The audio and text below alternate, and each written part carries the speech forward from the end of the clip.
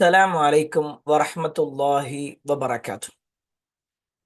الحمد لله رب العالمين والصلاة والسلام على رسول الله وعلى آله وأصحابه أجمعين أما بعد. اللهم صل على محمد وعلى آل محمد كما صليت على إبراهيم وعلى آل إبراهيم إنك حميد مجيد. اللهم بارك على محمد وعلى آل محمد كما باركت على إبراهيم وعلى آل إبراهيم إنك حميد مجيد. أعوذ بالله من الشيطان الرجيم. بسم الله الرحمن الرحيم. يا أيها الذين آمنوا اتقوا الله حق تقاته ولا تموتن إلا وأنتم مسلمون. പ്രിയപ്പെട്ട സഹോദരങ്ങളെ, സഹോദരിമാരെ, സത്യവിശ്വാസികളെ, അള്ളാഹുവിൻ്റെ വിധിവിലക്കൽ അനുസരിച്ചുകൊണ്ടും പ്രവാചകൻ സല്ലല്ലാഹു അലൈഹി വസല്ലമയുടെ ജീവിതചര്യ പിൻപറ്റിക്കൊണ്ടും ജീവിക്കണമേ എന്ന് ആദ്യമായി എന്നോടും തുടർന്ന് നിങ്ങൾ ഓരോരുത്തരോടും ഉണർത്തുകയാണ്, വസിയ്യത്ത് ചെയ്യുകയാണ്.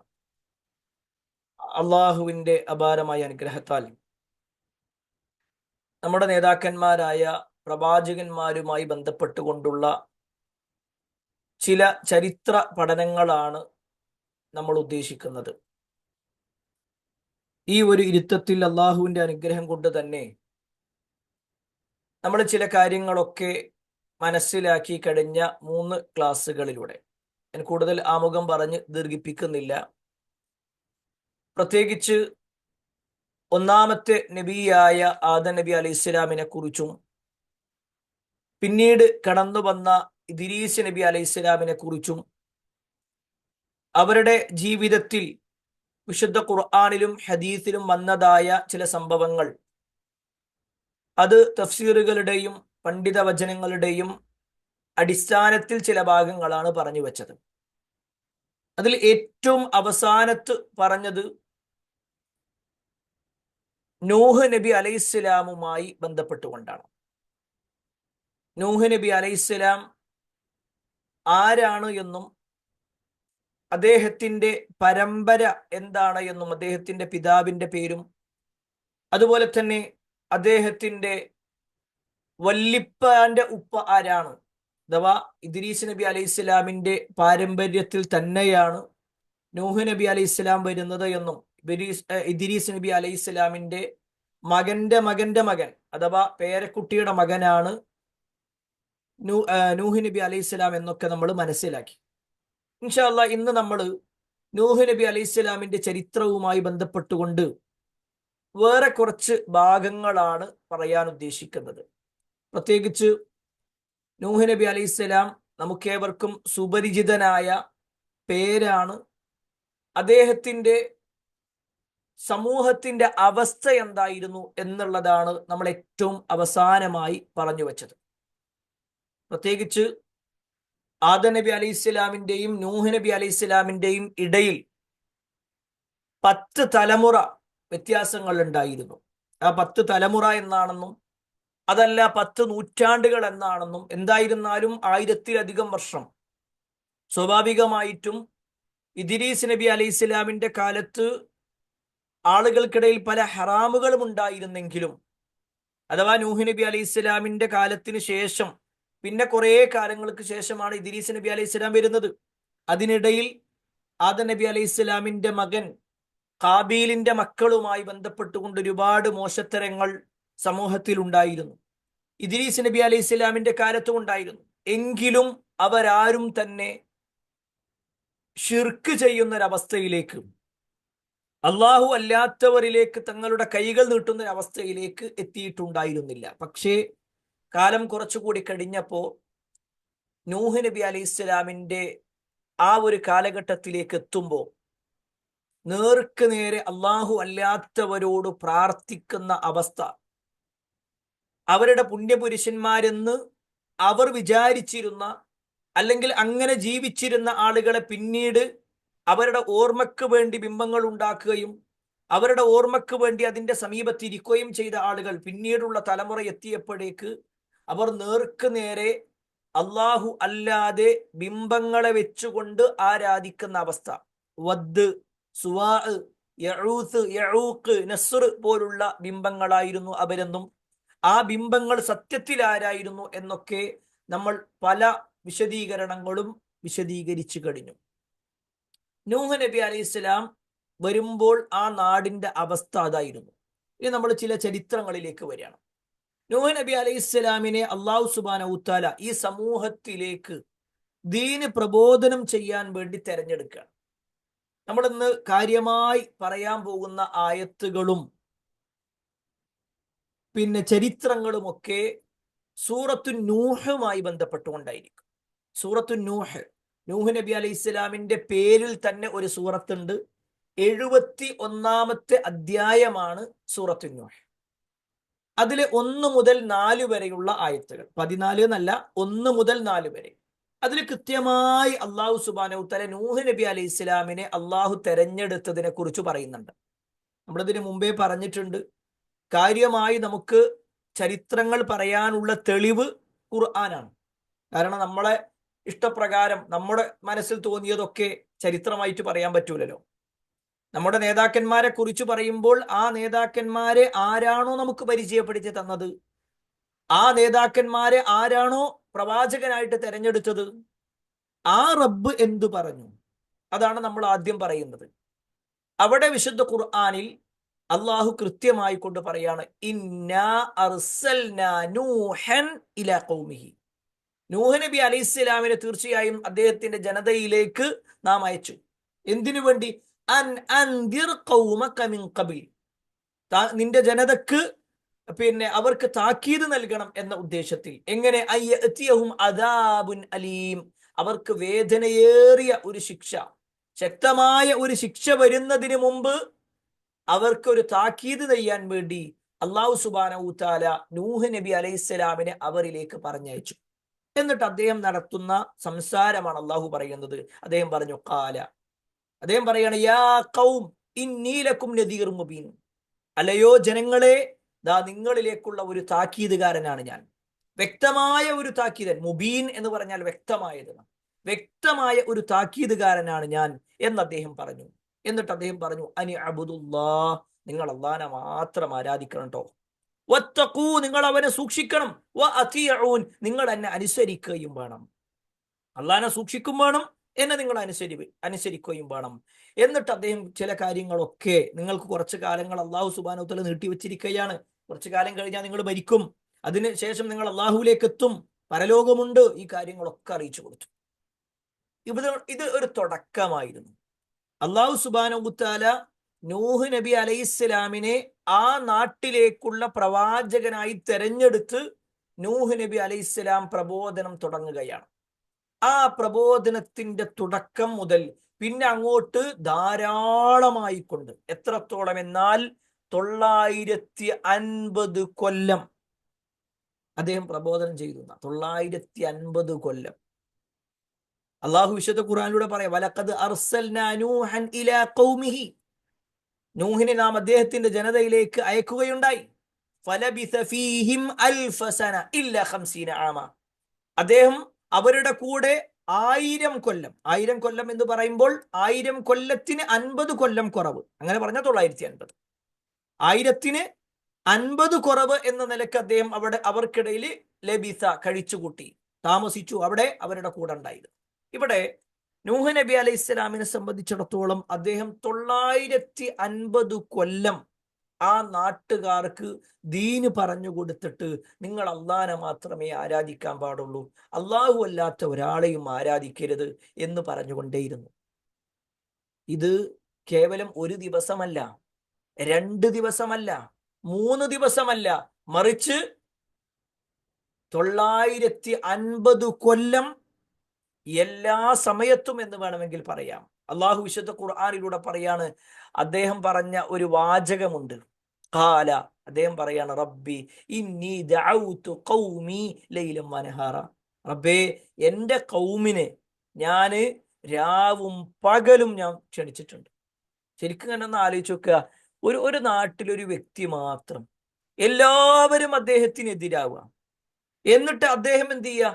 ഇസ്ലാമിനെ കുറിച്ച് നിങ്ങൾ അള്ളാനെ മാത്രമേ ആരാധിക്കാൻ പാടുള്ളൂ എന്ന് രാവും പകലും, അഥവാ ഏതെങ്കിലും ഒരു കൊല്ലത്തിൽ ഒരു 2 ദിവസം, അങ്ങനെയല്ല, ആഴ്ചയിൽ ഒരു ദിവസം, അങ്ങനെയല്ല, ദിവസത്തിൽ ഏതെങ്കിലും ഒരു സമയം അല്ല, രാവും പകലും. ചില ആൾക്കാരെ പിന്നെ രാത്രി പോയാലാണ് കാണാൻ പറ്റുന്നുണ്ടെങ്കിൽ ഒരിടത്ത് രാത്രി ചെല്ലും.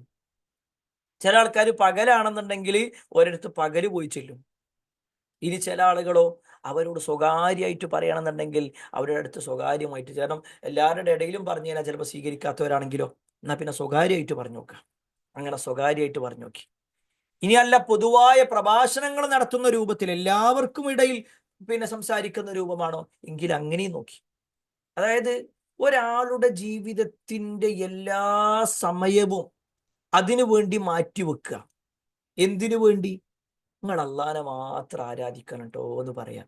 വേറൊന്നും അദ്ദേഹത്തിന്റെ പ്രബോധനത്തിൽ ഇല്ലല്ലോ.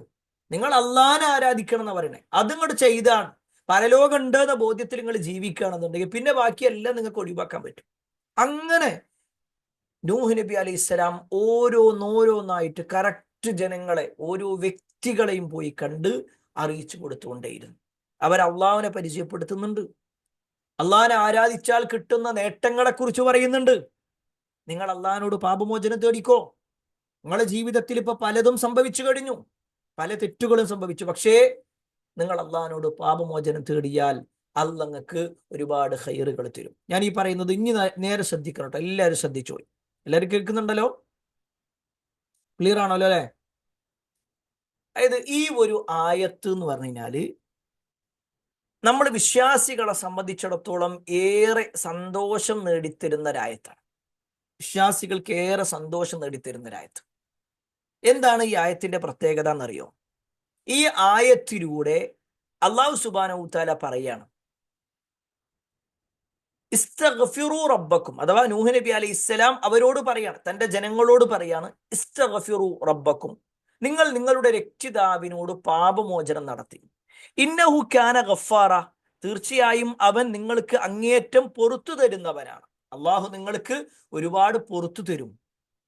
എന്നിട്ട് നിങ്ങൾ അങ്ങനെ പാപമോചനം നടത്തിയാൽ എന്താ നിങ്ങൾക്ക് കിട്ടുക?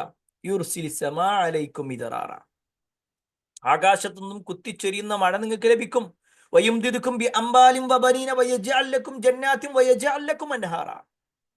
ഒരുപാട് കാര്യങ്ങൾ ഇങ്ങനെ എണ്ണി എണ്ണി പറയാണ്. അഥവാ നിങ്ങൾക്ക് നിങ്ങളുടെ സമ്പത്തിൽ വർധനവുണ്ടാകും, നിങ്ങൾക്ക് മക്കളെ കിട്ടും, അതുപോലെ തന്നെ നിങ്ങളുടെ കൃഷിയിൽ വിശാലത നിങ്ങൾക്ക് ലഭിക്കും, എല്ലാം കിട്ടും. എന്താ വേണ്ടേ? നിങ്ങൾ ഇസ്തിഗ്ഫാർ തേടണം. നേരെ ശ്രദ്ധിച്ചോട്ടോ. മഹാനായ സഈദ് ഇബ്നുൽ മുസയ്യിബ് റഹ്മത്തുള്ളാഹി അലൈഹി, ഇത് സഈദ് ഇബ്നുൽ മുസയ്യിബ് റഹ്മത്തുള്ളാഹി അലൈഹിയുടെ പേരിലാണ് എന്നും അല്ല, വേറെ ചില പിന്നെ പണ്ഡിതന്മാരുടെ പേരിലും നമുക്ക് കാണാൻ കഴിയും. അവരൊക്കെ പറഞ്ഞ കാര്യം, അവരുടെ അടുക്കിലേക്ക് വന്നിട്ട് ഒരാൾ വന്നിട്ട് ചോദിക്കാണ്, എൻ്റെ നാട്ടിൽ നല്ല വരൾച്ചയാണ്, മഴ ഇല്ലാത്തൊരവസ്ഥ ഉണ്ട്, നമുക്ക് മഴ ഇല്ലാതെ ബുദ്ധിമുട്ടിക്കൊണ്ടിരിക്കുകയാണ്, എന്താ ചെയ്യാം? അപ്പൊ അദ്ദേഹം പറഞ്ഞു കൊടുക്കുകയാണ്, നിങ്ങൾ ധാരാളമായിട്ട് അള്ളാഹിനോട് ഇസ്തിഗ്ഫാർ നടത്തിക്കോളി എന്ന് പറഞ്ഞു. അങ്ങനെ അയാൾ പോയി. വേറൊരാൾ വന്നു, എന്നിട്ട് പറഞ്ഞു, എൻ്റെ കല്യാണം കഴിഞ്ഞു, വർഷങ്ങളായി, കുട്ടികളില്ല, ആകെ ഒരു പ്രയാസത്തിലാണ്. ഇപ്പൊ ഞാന് കുട്ടികളില്ലാതെ ബുദ്ധിമുട്ടുന്നത് കൊണ്ട് തന്നെ എന്തെങ്കിലും പ്രത്യേക ദിക്റോ അല്ലെങ്കിൽ പ്രാർത്ഥന അങ്ങനെ എന്തെങ്കിലുമൊക്കെ ഉണ്ടോ കുട്ടികളെ കിട്ടാൻ വേണ്ടിയിട്ട്? അപ്പൊ അദ്ദേഹം പറഞ്ഞു, നിങ്ങൾ ധാരാളമായിട്ട് ഇസ്തിഗ്ഫാർ തേടിക്കും. രണ്ടാമത്തെ ആളോട് അതാ പറയണേ. വേറൊരാൾ വരികയാണ്, അയാളുടെ പിന്നെ കൃഷിയുമായി ബന്ധപ്പെട്ടുകൊണ്ടും സാമ്പത്തികമായ ചില പ്രശ്നങ്ങളൊക്കെ പറഞ്ഞിട്ടാണ് വരുന്നത്. അപ്പോ അയാൾ വന്നിട്ട് പറയാണ്, എനിക്ക് ഇന്ന ബുദ്ധിമുട്ടുകളൊക്കെ ഉണ്ട് എന്ന് പറഞ്ഞപ്പോൾ അദ്ദേഹത്തോട് പറയാണ്, നിങ്ങൾ ധാരാളമായിട്ട് ഇസ്തിഗ്ഫാർ തേടിക്കും. ഇത് കേട്ടതും ആ ആളുകളൊക്കെ പോയിട്ടോ. ഈ സഈദ് ബിൻ മുസയ്യിബ് റഹ്മത്തുള്ളാഹി അലൈഹിയുടെ കൂടെ ചില ആളുകൾ ഉണ്ടാവുമല്ലോ, അദ്ദേഹം പണ്ഡിതനായതുകൊണ്ട് തന്നെ അദ്ദേഹത്തിൽ നിന്ന് ദീന് പഠിക്കാനായിട്ട് ആളുകളുണ്ട് അവിടെ. അവര് ചോദിച്ചു, എന്താ നിങ്ങൾ ഇങ്ങനെ പറയണേ? 3 ആൾക്കാർ വന്നു, 3 വ്യത്യസ്തമായ അഭിപ്രായങ്ങളുമായിട്ടാണ് വന്നത്, വ്യത്യസ്ത പരാതികളാണുള്ളത്. ഒരാൾ പറഞ്ഞു നാട്ടിൽ മഴ ഇല്ല എന്ന്, അപ്പോഴും നിങ്ങൾ പറഞ്ഞു ഇസ്തിഗ്ഫാർ തേടിക്കോന്ന്. ഒരാൾ പറഞ്ഞു കല്യാണം കഴിഞ്ഞു കുട്ടികളില്ല എന്ന്, അപ്പോഴും പറഞ്ഞു നിങ്ങൾ ഇസ്തിഗ്ഫാർ തേടിക്കോന്ന്. മൂന്നാമത്തെ ആള് വന്നിട്ട് അയാളുടെ പ്രശ്നം പറയാണ്, നാട്ടില് വെള്ളമില്ലാത്തൊരവസ്ഥയാണ്, അല്ല പിന്നെ അദ്ദേഹത്തിന്റെ കൃഷി നശിച്ചു പോയൊരവസ്ഥയാണ്, ആ കൃഷിയിൽ ഒരു വർധനവ് ഉണ്ടാവണം. അപ്പൊ അതിനെന്താ ചെയ്യുക? അപ്പോഴും നിങ്ങൾ പറഞ്ഞു ഇസ്തിഗ്ഫാർ തേടിക്കോ. അതെന്താ നിങ്ങൾ അങ്ങനെ പറഞ്ഞു? എന്തിന്റെ അടിസ്ഥാനത്തിലാണ് നിങ്ങളത് പറഞ്ഞത്? എന്തിന്റെ അടിസ്ഥാനത്തിലാണ് നിങ്ങൾ പറഞ്ഞത്? ആ സമയത്ത് സഈദ് ബിൻ മുസയ്യിബ് റഹ്മത്തുള്ളാഹി അലൈഹി പറയാണ്, അതൊന്നും ഞാൻ എൻ്റെ അഭിപ്രായം പറഞ്ഞല്ല, അത് അള്ളാഹു വിശുദ്ധ ഖുർആനിലൂടെ പറഞ്ഞതാ. അള്ളാഹു വിശുദ്ധ ഖുർആനിലൂടെ പറഞ്ഞത്. അപ്പൊ അവര് ചോദിച്ചു, അതെന്താ, തെളിവെന്താ? അപ്പൊ അദ്ദേഹം ഈ ആയത്ത് ഓതി കൊടുത്തു. സൂറത്ത് നൂഹിലൂടെ നൂഹ് നബി അലൈഹി സ്വലാം പറഞ്ഞ വാചകം അല്ല ഖുർആനിലൂടെ പറഞ്ഞിട്ടുണ്ട്. ഫഖുൽ തുസ്തഗ്ഫിറൂ റബ്ബക്കും ഇന്നഹു കാന ഗഫാറ. നിങ്ങൾ അള്ളാഹുവിനോട് ധാരാളമായിട്ട് ഇസ്തിഗ്ഫാർ തേടിക്കോ, അള്ളാഹു സുബ്ഹാനഹു വ തആല ധാരാളമായിട്ട് പാപമോചനം തേടിത്തരുന്നവനാണ്. എന്നിട്ട് പറയാണ്, യുർസിലി സമാ അലൈക്കും ഇദ്റാറ വയുംദിദുക്കും ബി അംബാലിൻ വബനീന വയജ്അൽ ലക്കും അൻഹാറ. അവൻ നിങ്ങൾക്ക് ധാരാളമായിട്ട് മഴ നൽകും, അതുപോലെ തന്നെ നിങ്ങളുടെ സ്വത്തുക്കളിലും സന്താനങ്ങൾക്കൊക്കെ നിങ്ങൾ പോഷിപ്പിക്കുകയും അതുപോലെ തന്നെ നിങ്ങൾക്ക് തോട്ടങ്ങൾ ഉണ്ടാക്കി തരികയും നിങ്ങൾക്ക് അവൻ അരുവികൾ ഉണ്ടാക്കി തരികയും ഒക്കെ ചെയ്യും. എന്താ വേണ്ടത്? ഇസ്തിഗ്ഫാർ വർദ്ധിപ്പിച്ചാൽ മതി. പ്രിയപ്പെട്ടവരെ, നമ്മൾ ഇസ്തിഗ്ഫാറിന്റെ മാസത്തിലുള്ളത്. ശരിക്കും ധാരാളമായിട്ട് ഇസ്തിഗ്ഫാർ തേടേണ്ട ആളുകളുമാണ്. ഈ പറഞ്ഞതിലൊക്കെ നമുക്ക് ആവശ്യങ്ങളുണ്ട്, അല്ലെ? ഭൗതികമായ ചില ആഗ്രഹങ്ങൾ നമുക്കില്ല ഇപ്പോഴും. പല പ്രയാസങ്ങളിലൂടെയല്ലേ നമ്മൾ നീങ്ങിക്കൊണ്ടിരിക്കുന്നത്. എങ്കിൽ നൂഹ് നബി അലൈഹി സ്വലാമിന്റെ ഒരു വാക്കാണിത്. അള്ള പറഞ്ഞു കൊടുത്ത വാക്ക്, നിങ്ങൾ ഇസ്തിഗ്ഫാർ തേടിക്കോ, എന്നാ നിങ്ങൾക്ക് തരാം. ഞാൻ ഈ വാചകം പറയുമ്പോൾ ചില പണ്ഡിതന്മാരുടെ വാക്കുകൾ കൂടി സൂചിപ്പിക്കട്ടെ. ഇന്നും ജീവിച്ചിരിക്കുന്ന ചില പണ്ഡിതന്മാരുടെ ക്ലാസ്സുകളിൽ അവർ പറഞ്ഞ ചില കാര്യങ്ങളുണ്ട്. അതായത് എൻ്റെ ഒരു അനുഭവത്തിൽ നിന്നാട്ടോ ഈ പറയണത്. എനിക്ക് പരിചയമുള്ളൊരു വ്യക്തി, അദ്ദേഹം കല്യാണം കഴിഞ്ഞ് ഏകദേശം ഒരു 10 വർഷത്തിലധികമായി അദ്ദേഹത്തിന് മക്കളില്ലായിരുന്നു. എൻ്റെ ഓർമ്മ ശരിയാണെങ്കിൽ 10 വർഷത്തിലധികം. അങ്ങനെ അദ്ദേഹം ഗൾഫിൽ ജോലി ചെയ്യാണ്. പിന്നെ അദ്ദേഹത്തിന്റെ ഭാര്യനെ അങ്ങോട്ട് കൊണ്ടുപോയിട്ടുണ്ട്, കുടുംബപരമായിട്ട് ജീവിച്ചു. പക്ഷേ അള്ളാഹുവിന്റെ ഒരു പരീക്ഷണം, അദ്ദേഹത്തിന് മക്കളില്ല. ഒരു ദിവസം അദ്ദേഹം താമസിക്കുന്ന, ഞാൻ ഈ സ്ഥലങ്ങളൊന്നും പറയണില്ല, ആ വ്യക്തിയെ അറിയിക്കണ്ട എന്നുള്ളത് കൊണ്ടാണ്, ആ വ്യക്തിയുടെ പേര് പറയണ്ട എന്നുള്ളത് കൊണ്ട്. അദ്ദേഹം ഗൾഫിൽ ജോലി ചെയ്യുന്നു, സ്ഥിരമായി ഒരു ക്ലാസ്സിന് പോകാറുണ്ട്. ഇത് അദ്ദേഹം നേർക്ക് നേരെ എന്നോട് പറഞ്ഞത് കൊണ്ടാട്ടോ പറയണത്. അദ്ദേഹം പിന്നെ ഒരു ക്ലാസ്സിന് സ്ഥിരമായി പോകാറുണ്ട്. എന്നാൽ ഒരു ദിവസം അദ്ദേഹം ആ ക്ലാസ്സിന് പോയില്ല. അദ്ദേഹത്തിന് എന്തോ ഒരു ജോലി തിരക്ക് കാരണത്താൽ പോയില്ല. പക്ഷെ അന്ന് ആ ക്ലാസ് എടുക്കുന്ന ഉസ്താദ്, ആ പണ്ഡിതൻ എടുത്ത ക്ലാസ് ഈ ഇസ്തിഗ്ഫാറുമായി ബന്ധപ്പെട്ടുകൊണ്ടും ധാരാളമായിട്ട് ഇസ്തിഗ്ഫാർ നേടിയാൽ അല്ലെങ്കിൽ നടത്തുകയാണെങ്കിൽ അതിലൂടെ ലഭിക്കുന്ന ഈ ഒരു ആയത്ത് വെച്ചുകൊണ്ടുള്ള നേട്ടങ്ങളും വിശദീകരിച്ചു. അങ്ങനെ ആ ഒരു ക്ലാസ് കഴിഞ്ഞ് അദ്ദേഹത്തിന്റെ ഒരു സുഹൃത്ത് പിന്നെ അദ്ദേഹത്തോട് ഇങ്ങനെ സംസാരിച്ചപ്പോ പറഞ്ഞു, കഴിഞ്ഞ ക്ലാസ്സിൽ ഇങ്ങനെ ഒരു വിഷയം ഉണ്ടായിരുന്നു, ഉസ്താദ് ഇങ്ങനെ ഒരു ആയത്ത് കോതിയിട്ടുണ്ടായിരുന്നു, നിങ്ങൾ ഒന്നും കൂടി ഉസ്താദിനോടൊന്ന് ചോദിച്ചു നോക്കിക്കൊള്ളി. നിങ്ങൾക്കത് ഒരു പക്ഷേ നിങ്ങൾക്ക് എന്ത് ചെയ്യാൻ പറ്റും, നിങ്ങളുടെ ഈ ഒരു വലിയ വിഷമം, ഈ ഒരു പിന്നെ ആ പ്രവർത്തനം കൊണ്ട് ചിലപ്പോൾ പരിഹരിക്കാൻ സാധിച്ചു എന്ന് വരാൻ. അങ്ങനെ ഈ വ്യക്തി എന്ത് ചെയ്യാണ്, നേരെ ഉസ്താദിന്റെ അടുത്ത് ചെല്ലുകയാണ്. അദ്ദേഹത്തിന്റെ ഷോപ്പൊക്കെ പൂട്ടിയതിന് ശേഷം നേരെ ഉസ്താദിനെ വിളിച്ചു, അദ്ദേഹത്തിന്റെ അടുക്കൽ ചെന്നു. എന്നിട്ട് പറഞ്ഞു, നിങ്ങൾ ഇങ്ങനെയൊക്കെ പറഞ്ഞിട്ടുണ്ട് എന്ന് പറഞ്ഞു, എന്താ സംഭവം, അതെന്താന്ന് ചോദിച്ചു. ഉസ്താദ് പറഞ്ഞു, ആ ഉണ്ട്, അത് ഖുറാനിലുള്ള ആയത്താണ്. ആ ആയത്ത് വിശദീകരിച്ചപ്പോ അതിനെക്കുറിച്ച് ഇന്ന പണ്ഡിതന്മാര് പറഞ്ഞ വാചകങ്ങളാണ് പറഞ്ഞതെന്നാണ്. അദ്ദേഹം എന്നോട് പറയണേ, ഞങ്ങൾ രണ്ടുപേരും ഇങ്ങനെ ഇരുന്ന് സംസാരിക്കുമ്പോഴാട്ടോ ഈ പറയണേ. അദ്ദേഹം പറയാണ്, ഞാൻ അന്ന് മുതൽ നിരന്തരമായി ഇസ്തിഗ്ഫാർ തേടാൻ തുടങ്ങി. എപ്പോഴും ഇസ്തിഗ്ഫാർ തേടും, അസ്തഗ്ഫിറുല്ലാഹ് എന്ന് പറയാ, അള്ളാഹിനോട് ആത്മാർത്ഥമായിട്ട് കരഞ്ഞു പ്രാർത്ഥിച്ചു. അദ്ദേഹത്തിന്റെ ഭാര്യയും പ്രാർത്ഥിച്ചു. അദ്ദേഹം പറയാണ്, അള്ളാഹുവിന്റെ അനുഗ്രഹത്താൽ 2 മാസം കഴിഞ്ഞില്ല, 2 മാസം ആയിട്ടില്ല, അപ്പോഴേക്ക് എൻ്റെ ഭാര്യ ഗർഭിണിയാകുന്നൊരവസ്ഥ ഉണ്ടായി എന്ന് അദ്ദേഹം പറയാണ്. ഇതൊരിക്കലും ഏതെങ്കിലും ഒരാളുടെ കഴിവല്ല, റബ്ബിന്റെ കഴിവാണ്. ആ ഉസ്താദിന്റെ വാക്കുകളുടെ പവറല്ല, ആ വ്യക്തി അദ്ദേഹത്തോട് അറിയിച്ചത് കൊണ്ടല്ല, മറിച്ച് അതൊക്കെ ഒരു സബബുകളായി, ഒരു കാരണങ്ങളായി മാറി. പക്ഷേ അള്ളാഹു സുബ്ഹാനഹു വ തആല എന്ത് ചെയ്യാണ്, ആ ഒരു സഹോദരന് മക്കളെ കൊടുക്കണം. ഇപ്പൊ അദ്ദേഹത്തിന് 2 മക്കളോ 3 മക്കളുണ്ട്. 3 മക്കളുണ്ട്. അപ്പൊ ഞാൻ സൂചിപ്പിച്ചത്, ഒരു പക്ഷേ പല ആളുകൾക്കും പല പ്രയാസങ്ങളും ഉണ്ടാകും. മക്കളില്ലാതെ പ്രയാസപ്പെടുന്നവരുണ്ടാകും. ജോലിയിൽ ഒരു ബറക്കത്തില്ലാത്തൊരവസ്ഥ ഉണ്ടാകും. പല പ്രതിസന്ധികളും അനുഭവിക്കുന്നവരുണ്ടാകും. എന്നാൽ അള്ള പറഞ്ഞ വാചകം, നൂഹ് നബി അലൈഹിസ്സലാം തന്റെ ജനങ്ങൾക്ക് ബോധ്യപ്പെടുത്തിയ വാചകം, നിങ്ങൾ ധാരാളമായിട്ട് ഇസ്തിഗ്ഫാർ തേടിക്കോ.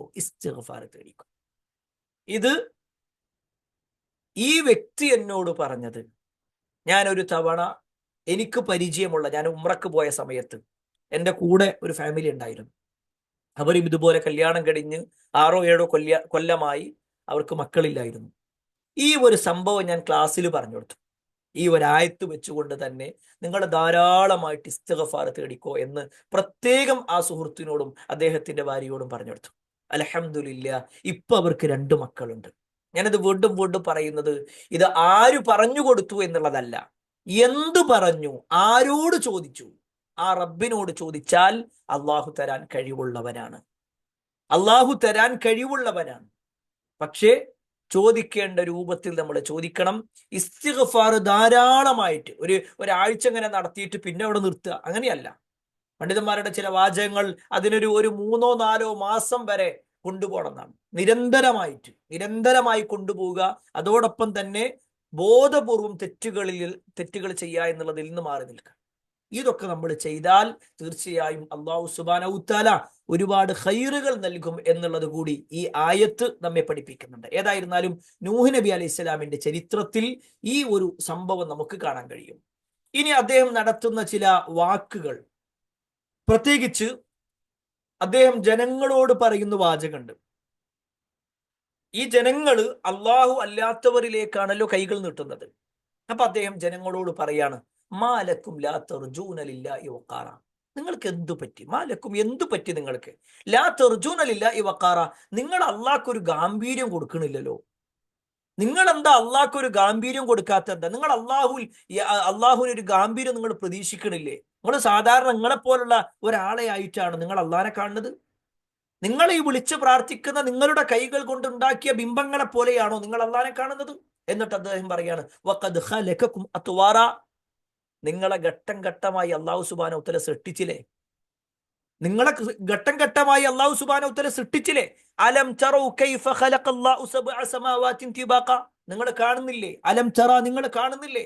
കൈഫ ഖലഖല്ലാഹു സബ്അ സമാവാതിൻ തിബാഖ.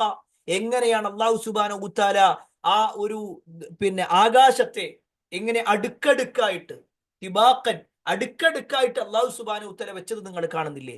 വജഅലൽ ഖമറ ഫീഹിന്ന നൂറ.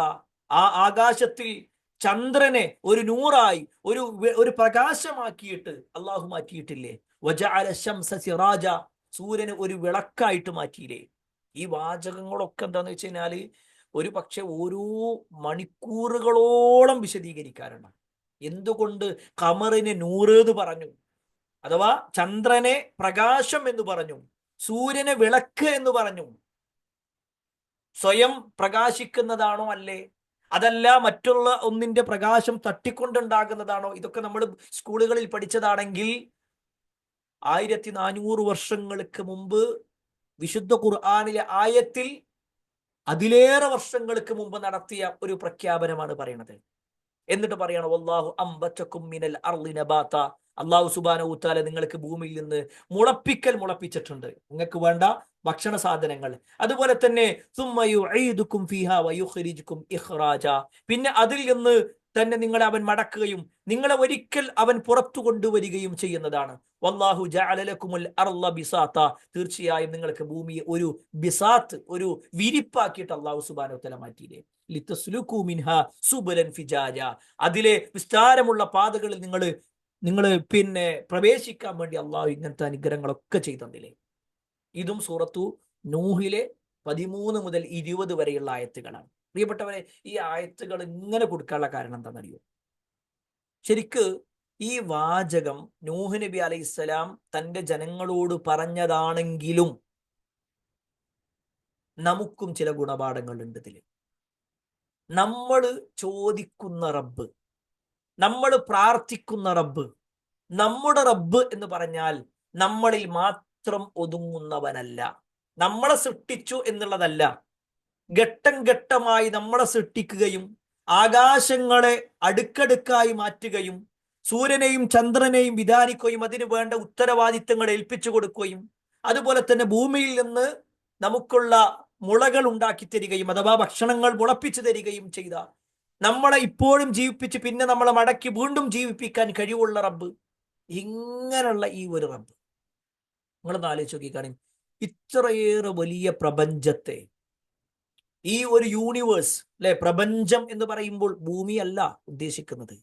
ഭൂമി അതിലെ ഒരു പൊട്ടാണ്, ശരിക്കും ഒരു ചെറിയ ഒരു പൊട്ട്. മറിച്ച് ഇത്രയും വിശാലമായ ഭൂമിയെ സൃഷ്ടിച്ച റബ്ബിനോടാണ് നമ്മൾ എന്ത് ചെയ്യണത്?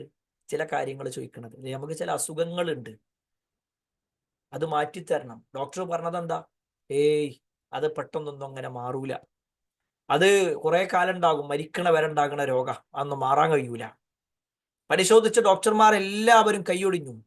പക്ഷേ ഷാഫി ആയിട്ടുള്ളവൻ അള്ളാഹുവാണ്. ഷാഫി ആയിട്ടുള്ളവൻ അള്ളാഹുവാണ്. എല്ലാവരും പറഞ്ഞു നിങ്ങൾക്ക് ഒരിക്കലും മക്കൾ ഉണ്ടാവൂല, പക്ഷേ അൽ വഹാബ്, ദാനമായി മക്കളെ നൽകുന്നവൻ, അത് അള്ളാഹുവാണ്, റബ്ബാണത്. നമുക്കൊരിക്കലും ആ ഒരു ജോലി ലഭിക്കൂല, അത് കിട്ടാൻ ഒരു സാധ്യതയില്ല. നിങ്ങളുടെ ഉപജീവനം മുടങ്ങിക്കിടക്കണം, നിങ്ങളുടെ ജോലി നഷ്ടപ്പെട്ടു, എല്ലാ പ്രയാസവും ഉണ്ടാകും. പക്ഷേ റാസിക്കും റസാക്കും അള്ളാഹുവാണ്, അള്ളാഹുവാണ്. അതിങ്ങനെ വീണ്ടും വീണ്ടും പറയണത്, ഈ നൂഹ് നബി അലൈഹി സ്വലാം ഇത് ജനങ്ങളോട് പറയുമ്പോഴേ ആ ജനങ്ങളുടെ ചില അവസ്ഥ കൂടി നമ്മളൊന്ന് മനസ്സിലാക്കണം. ആ ജനങ്ങൾ എങ്ങനെയാണ് അപ്പൊ പ്രതികരിച്ചത് എന്നറിയോ? ഫലം യസിദുഹും ദുആഇ ഇല്ലാ ഫിറാറ. നൂഹ് നബി അലൈഹി സ്വലാം പറയാണ്, റബ്ബേ, ഞാൻ ഓരെങ്ങനെ വിളിക്കും, എന്റെ വിളി അവരുടെ ഓടിപ്പോക്ക് വർദ്ധിപ്പിക്കുക മാത്രമേ ചെയ്തിട്ടുള്ളൂ. ഒരു ഫിറാറ, ഓടിപ്പോയി. ഞാൻ ഓരെ വിളിക്കുമ്പോ നിൽക്കണില്ല, ഓടുകയാണ്. ഞങ്ങൾക്കത് കേൾക്കണ്ട, ഞങ്ങൾക്കത് കേൾക്കണ്ട.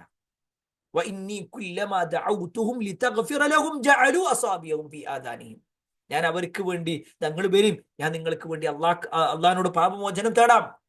നീ അവർക്ക് പുറത്തു കൊടുക്കാൻ വേണ്ടി അവരെ വിളിച്ചപ്പോഴൊക്കെ അവരോട് വിളിക്കുകയാണ്, നിങ്ങൾ വരും, ഞങ്ങൾക്ക് പറഞ്ഞുതരാം, നിങ്ങൾ അള്ളാഹിനോട് പാപമോചനം തേടിക്കോ, നിങ്ങൾക്ക് അന്ന് പുറത്തു തരും എന്നൊക്കെ പറയുമ്പോ ജഅലു അസ്വാബിയഹും, അവരവരുടെ ചെവികളിൽ ഇങ്ങനെ വിരല് വെക്കും, ഒന്നും കേൾക്കാതിരിക്കും. അപ്പൊ നമ്മളിങ്ങനെ ചെവികളിൽ വെച്ച് കഴിഞ്ഞാൽ എന്താ? മറ്റയാൾ പറയണ എനിക്ക് കേൾക്കണ്ട, എനിക്ക് കേൾക്കണ്ട, എനിക്ക് കേൾക്കണ്ട എന്ന് പറയില്ലേ? അതേപോലെയായിരുന്നു ആ കൗമ്. ജഅലു അസ്വാബിയഹും ഫീ ആദാനിഹിം, അവർ അവരുടെ ചെവികളിൽ ഇങ്ങനെ അവരുടെ വിരലുകൾ വെച്ചു. എന്നിട്ടോ ചില ആളുകൾ എങ്ങനെയാണെങ്കിൽ, വേറെ ചില ആളുകൾ അവർ അവരുടെ വസ്ത്രം കൊണ്ട് മൂടി, വേഗം വാതിലടച്ചിട്ട് മൂടി പൊതച്ചിട്ട് കടന്നു. ഞങ്ങൾക്കിതൊന്നും കേൾക്കേണ്ടതില്ല, ഞങ്ങൾക്കിതൊന്നും അറിയണ്ട. അവർ ഷടിച്ചു നിൽക്കുകയും കടുത്ത അഹങ്കാരം കാണിക്കുകയും ചെയ്യും. ഞങ്ങൾക്കിത് കേൾക്കണ്ട, നീ മിണ്ടണ്ട, നീ അവസാനിപ്പിച്ചോ, ഞങ്ങൾക്ക് ഇതിൻ്റെ ഒന്നും ആവശ്യമില്ല, ഇജു എൻ്റെ ഒരു പടച്ചോനും വന്നിക്കിടും എന്ന് പറയുന്ന ഒരവസ്ഥ. നിങ്ങളൊന്ന് ആലോചിച്ച് നോക്കിക്കാണി, ഇത് ആരാണ് ഈ പറയുന്നത്? ആരപ്പ ഈ പറഞ്ഞുകൊണ്ടിരിക്കണത്? ആരാ? ആദം നബി അലൈഹി ഇസ്ലാമിന്റെ മക്കളാ പറയണേ. ആദം നബി അലൈഹി ഇസ്ലാം എന്ന് പറയുന്ന പ്രവാചകന്റെ മക്കൾ കാലം കുറച്ച് കഴിഞ്ഞപ്പോഴേക്ക് അവര് ദീനിന്റെ കാര്യത്തിൽ നിന്ന് വിട്ടു, അള്ള പറഞ്ഞതിൽ നിന്ന് വിട്ടു. അള്ള പറഞ്ഞത് സ്വീകരിക്കാൻ അവർക്ക് താല്പര്യമില്ല. അവര് പറഞ്ഞ എന്താ? ഞങ്ങൾക്കിത് വേണ്ടാന്ന്, ഞങ്ങൾക്കിത് വേണ്ട. പിന്നെന്താണ് ഒരു പറയാ? പിന്നെന്താ ഒരു പറയാ? അതുകൂടി നമ്മൾ മനസ്സിലാക്കാം. അവര് ചെയ്ത ഓരോ കാര്യങ്ങൾ കേട്ടോളി. ഒന്ന്, ഓടിപ്പോകലായിരുന്നു, നമുക്കത് കേൾക്കണ്ട. രണ്ടാമത്തതോ വിരലുകൾ കാതുകളിൽ വെക്കലായിരുന്നു. മൂന്നാമത്തത് മൂടി പുതക്കലായിരുന്നു. നാലാമത്തത് അഹങ്കാരത്തിന്റെ വാക്കുകൾ പറയലായിരുന്നു. അല്ലെ? അഹങ്കാരത്തിന്റെ വാക്കുകൾ പറയാ എന്ന് പറയുമ്പോഴേ നമ്മൾ ഇവിടെ ചെറിയൊരു ഭാഗം വിശദീകരിക്കാണ്ട്, ഈ അഹങ്കാരത്തിന്റെ വാക്കുകൾ എന്തൊക്കെയാണ്? ഇതൊക്കെ ഖുറാനിലുള്ളതാട്ടോ. ഞാൻ ഓരോ ആയത്തുകളും വിശദീകരിക്കാൻ നിന്നാൽ നമ്മുടെ സമയം ഒരുപാട് പോകുന്നുള്ളത് കൊണ്ടാണ് ഓരോ ആയത്തുകളും പറയാത്തത്. അതിന്റെ ആകത്തുകയാണ് പറയുന്നത്. അവര് പറഞ്ഞ അഹങ്കാരത്തിന്റെ വാക്കുകൾ കേട്ടോളി. എല്ലാവരും ഇവിടെ ഉണ്ടല്ലോ അല്ലെ? എല്ലാവരും ഉണ്ടെന്ന് വിചാരിക്കുന്നു. അഹങ്കാരത്തിന്റെ വാക്കുകളിൽ ഒന്ന്, നീ ഞങ്ങളെപ്പോലുള്ള മനുഷ്യൻ മാത്രമാണ്.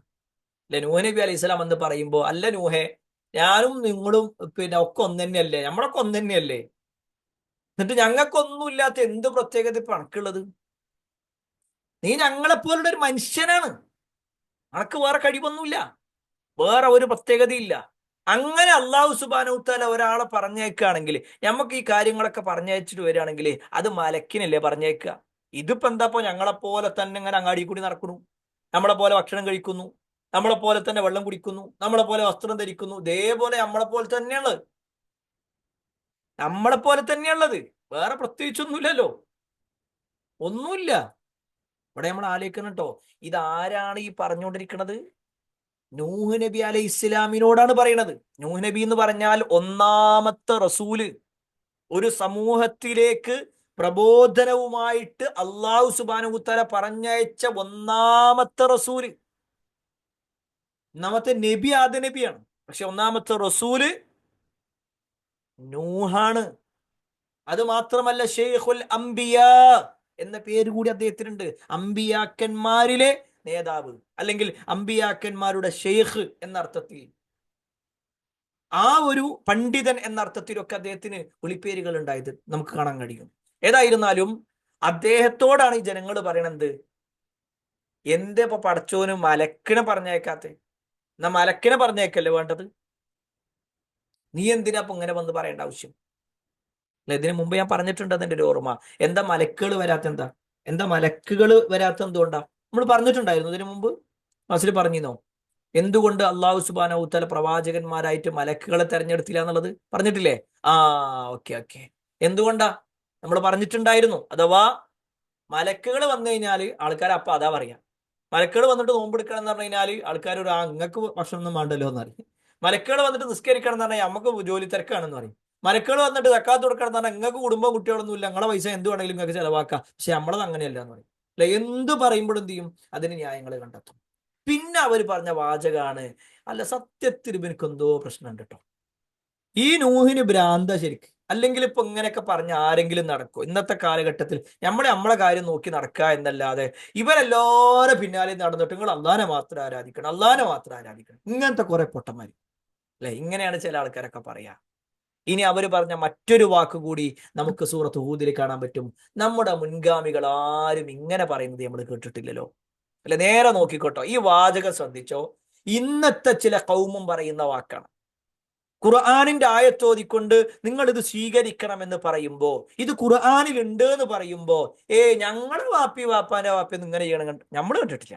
അല്ലെ, നമ്മളെ വാപ്പിയും വാപ്പാന്റെ വാപ്പിയൊക്കെ ചെയ്തത് വേറെയാണല്ലോ, നിങ്ങൾ കുറച്ച് പുതിയ ആൾക്കാരുണ്ട് ചെയ്യുന്നുണ്ടല്ലോ ഇതൊക്കെ, അല്ലെ, ഇങ്ങനെ പറയണ കേട്ടിട്ടുണ്ടാവും ചിലപ്പോ. ഇവിടെ നമ്മൾ മനസ്സിലാക്കേണ്ടത് ആര് പറഞ്ഞു എന്നുള്ളതല്ല, എന്താണ് പറയണത്. അള്ളാന്റെ വാക്കാണ്. ആ പറഞ്ഞ വ്യക്തി പറഞ്ഞത് ഖുർആനിലുണ്ടോ? ഉണ്ട്. അതങ്ങനെ തന്നെയാണോ ആയത്ത്? അങ്ങനെ തന്നെയാണ്. അതിന്റെ അപ്പുറത്തോ ഇപ്പുറത്തോ അതിന് വിരുദ്ധമായ വല്ല വാക്കുണ്ടോ? അതില്ലതാനും. ഈ പറഞ്ഞ ആയത്തിനെ വെച്ചുകൊണ്ട് നബി സല്ലല്ലാഹു അലൈഹി വസല്ലം എന്ത് പറഞ്ഞു? അത് ശരിയാണോ? അതും ശരിയാണ്. ഈ ആയത്ത് വെച്ചുകൊണ്ട് അത് കേട്ട ഒന്നാമത്തെ ആളുകളായ സ്വഹാബിമാർ എങ്ങനെയാ മനസ്സിലാക്കിയത്? എന്നാ അങ്ങനെ മനസ്സിലാക്കുക. അല്ലെ, അതാണല്ലോ ശരിക്കും വേണ്ടേ. നൂഹ് നബി അലൈഹി സ്വലാം പറഞ്ഞപ്പോ അന്നുണ്ടായിരുന്ന ആളുകൾ പറഞ്ഞ അതേ കാര്യം തന്നെയാണ് ഇന്നുള്ള ആൾക്കാരും പറയുന്നത്. അന്ന് നൂഹ് നബി അലൈഹി സ്വലാം പറഞ്ഞ വാചകങ്ങൾ എന്തോ അതേ വാചകം നമ്മൾ പറഞ്ഞു നോക്കിയേക്കാം. ഞാൻ പറയണ നേരെ ശ്രദ്ധിക്കണേ. നൂഹ് നബി എന്താ പറഞ്ഞേ? ഇതൊക്കെ ഉണ്ടാക്കിയത് പടച്ചോനാണ്, നിങ്ങൾ അള്ളാനെ മാത്രം ആരാധിക്കണം കേട്ടോ, അല്ലല്ലാത്ത ഒരാളെയും വിളിച്ചു പ്രാർത്ഥിക്കല്ലേ എന്ന് പറഞ്ഞപ്പോ നൂഹ് നബിന്റെ ആളുകൾ, അഥവാ അദ്ദേഹത്തിനെ എതിർത്ത ആളുകൾ എന്താ പറഞ്ഞത്? ഇതൊന്നും ഞങ്ങളെ വാപ്പയും വാപ്പാന്റെ വാപ്പയും എന്ന് പറഞ്ഞ് ഞങ്ങൾ കേട്ടിട്ടില്ല, ഞങ്ങൾ ഇത്ര കാലം എന്ത് വിചാരിച്ചോ അല്ലെങ്കിൽ വിശ്വസിച്ചോ അത് മതി ഞങ്ങൾക്ക്, ഓരൊക്കെ നരകത്തിലാണെങ്കിൽ ഞങ്ങൾ നരകത്തിൽ പോയിക്കോട്ടെ, എന്താ പ്രശ്നം? അല്ലെ, അവര് പറഞ്ഞ അതേ വാചകം ഇന്ന് പറയുന്നു. നൂഹ് നബി പറഞ്ഞ കാര്യങ്ങൾ നമ്മൾ ജനങ്ങളോട് പറഞ്ഞു കൊടുത്താൽ അവരെന്ത് ചെയ്യാണ്? ന്യായങ്ങൾ കണ്ടെത്തണം. ഇനി ആ ആളുകൾ എന്തായിരുന്നു?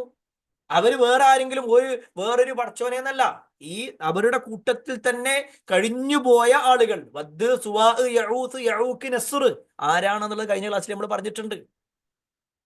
അല്ലെ, അസ്മാ റിജാലിൻ സാലിഹുൻ എന്ന് പറഞ്ഞേ അവരുടെ കൂട്ടത്തിലെ നല്ല ആളുകളായിരുന്നു. ഈ നല്ല ആളുകൾ മരണപ്പെട്ടപ്പോ അവരുടെ ഓർമ്മക്ക് വേണ്ടി അവർ ചില സൗകര്യങ്ങൾ ഉപയോഗപ്പെടുത്താൻ തുടങ്ങി, അവരിരുന്ന ഭാഗത്ത് ഇരിക്കാൻ തുടങ്ങി, അവരുടെ ഒരു ബിംബങ്ങൾ ഉണ്ടാക്കാൻ തുടങ്ങി. വെറുതെ അവിടെ പോയി ഇരിക്കാൻ തുടങ്ങി, പ്രാർത്ഥനയൊന്നുമില്ല. ഘട്ടം ഘട്ടമായിട്ടാണ് അത് പ്രാർത്ഥനയിലെത്തിയതെങ്കിൽ ഇന്നത്തെ മുസ്ലിം ഉമ്മത്ത് എങ്ങനെയാണ്? നമ്മൾ ഈ ചരിത്രം വായിക്കുമ്പോഴാണ് നമ്മൾ ബോധ്യപ്പെടുക എവിടെയാണ് ഈ മുസ്ലിം ഉമ്മത്ത് നിൽക്കുന്നത് എന്നുള്ളത്. അന്ന് വദ്, സുവാ, യഊസ്, യഊക്ക്, നസ്ർ ആണെങ്കിൽ ഇന്ന് വേറെ പേരുകളാണെന്ന് മാത്രം, അല്ലേ? ഇന്ന് വേറെ പേരുകളാണ്, അതിൽ പലരുടെയുണ്ട്. ഒരു വലിയ വലിയ പണ്ഡിതന്മാരുടെ പേരുണ്ട്, ഒരു പാണ്ഡിത്യവുമില്ലാത്ത ആളുകളുടെ പേരും, ആർക്കൊക്കെ എന്തൊക്കെ തോന്നിയോ അതൊക്കെ നേതാക്കന്മാരായി അവരെ വിളിച്ചു പ്രാർത്ഥിക്കുന്ന ഒരവസ്ഥ ഉണ്ട്. എത്രത്തോളം എന്നാൽ കേരളത്തിലെ കോഴിക്കോട് എന്ന് പറയുന്ന പ്രദേശത്ത് ഏകദേശം ഒരു 10-30 കൊല്ലങ്ങൾക്ക് മുമ്പ് മരണപ്പെട്ടു പോയ വ്യക്തിയാണ് ഈ ലോകം നിയന്ത്രിക്കുന്നത് എന്ന് പറയുന്ന ഒരവസ്ഥ. ലോകത്തൊരാളും പറഞ്ഞിട്ടുണ്ടാവില്ല. ലോകം നിയന്ത്രിക്കുന്നത് അത് കേരളത്തിലുള്ള ഒരു വ്യക്തിയാണെന്ന് പറയുന്ന ഒരു അവസ്ഥയിലേക്ക് ഈ മുസ്ലിം ഉമ്മത്തിന്റെ പേരുള്ള ആളുകൾ മാറിയിട്ടുണ്ട്. ഞാൻ ആരെയും കുറ്റപ്പെടുത്താനോ ആക്ഷേപിക്കാനോ വേണ്ടിയല്ല, നമ്മുടെ സമയം അതിനു വേണ്ടി ഉപയോഗപ്പെടുത്തുന്നില്ല. പക്ഷേ അന്ന് പറഞ്ഞ ആളുകളേക്കാൾ മോശമായ ഒരു അവസ്ഥയിലേക്ക് ഈ മുസ്ലിം ഉമ്മത്തും എത്തിയിട്ടുണ്ട് എന്നുള്ളത് ഒരു സത്യമാണ്. ഏതായിരുന്നാലും നൂഹ് നബി അലൈഹി ഇസ്ലാമിന്റെ ചരിത്രം വിശദീകരിക്കുമ്പോൾ അദ്ദേഹത്തിന്റെ പ്രബോധനവും അദ്ദേഹം പ്രബോധനം നടത്തുമ്പോൾ ആ ജനങ്ങൾ പറഞ്ഞ കാര്യങ്ങളും നമ്മൾ മനസ്സിലാക്കി. കുറേ പ്രബോധനത്തിന്റെ വാക്കുകളുണ്ട്, ഒന്നും രണ്ടും നല്ലത്തോ. നമ്മളിങ്ങനെ ഖുർആൻ ഇങ്ങനെ നോക്കിക്കഴിഞ്ഞാൽ ഒരുപാട് വാക്കുകൾ.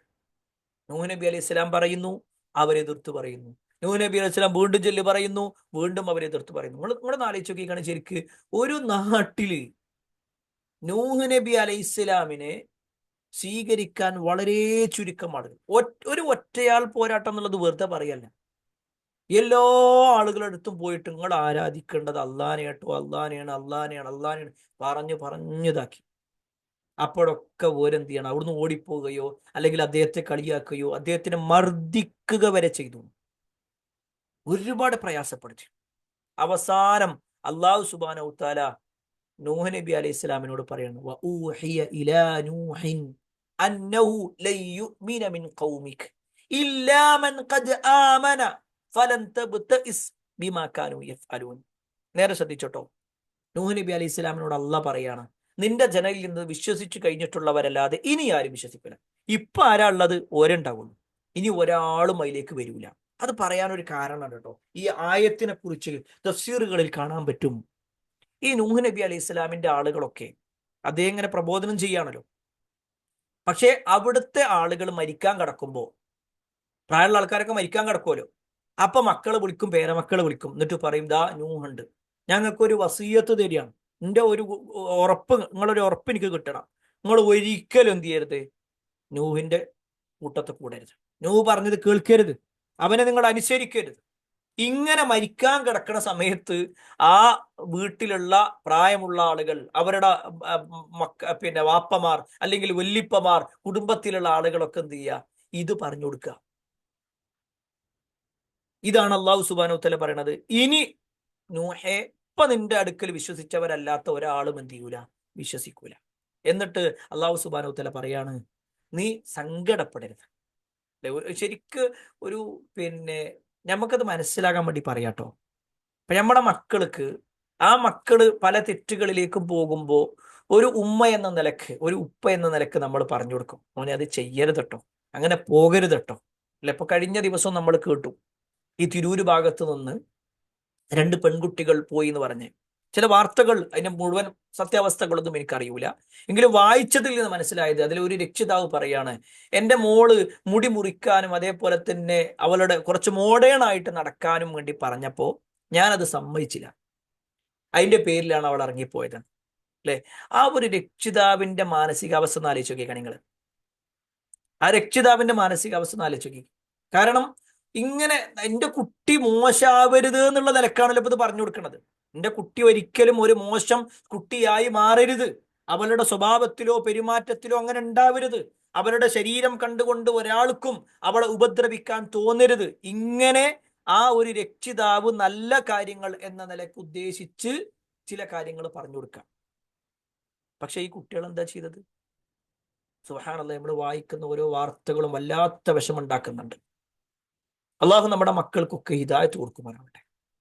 ഇത്തരത്തിലുള്ള ചിന്തകളിൽ നിന്നും സ്വഭാവങ്ങളിൽ നിന്നും അള്ളാഹു മാറ്റി കൊടുക്കുമാറാവട്ടെ. ഒരു ഡ്രസ്സ് അല്ലെങ്കിൽ ഇങ്ങനത്തെ മോഡേൺ വേഷം ധരിക്കണ്ട എന്ന് പറഞ്ഞതിന് നാടന്നെ വിട്ടുപോകണം. എങ്ങോട്ട്?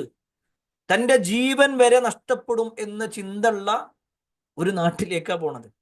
അവളെ പിന്നെ തിരിച്ചു കിട്ടുമോ എന്നുള്ളത് തന്നെ വലിയ ഒരു കിട്ടുമോ ഇല്ലേ, വല്ലാത്തൊരു അവസ്ഥയാണല്ലോ ശരിക്കും.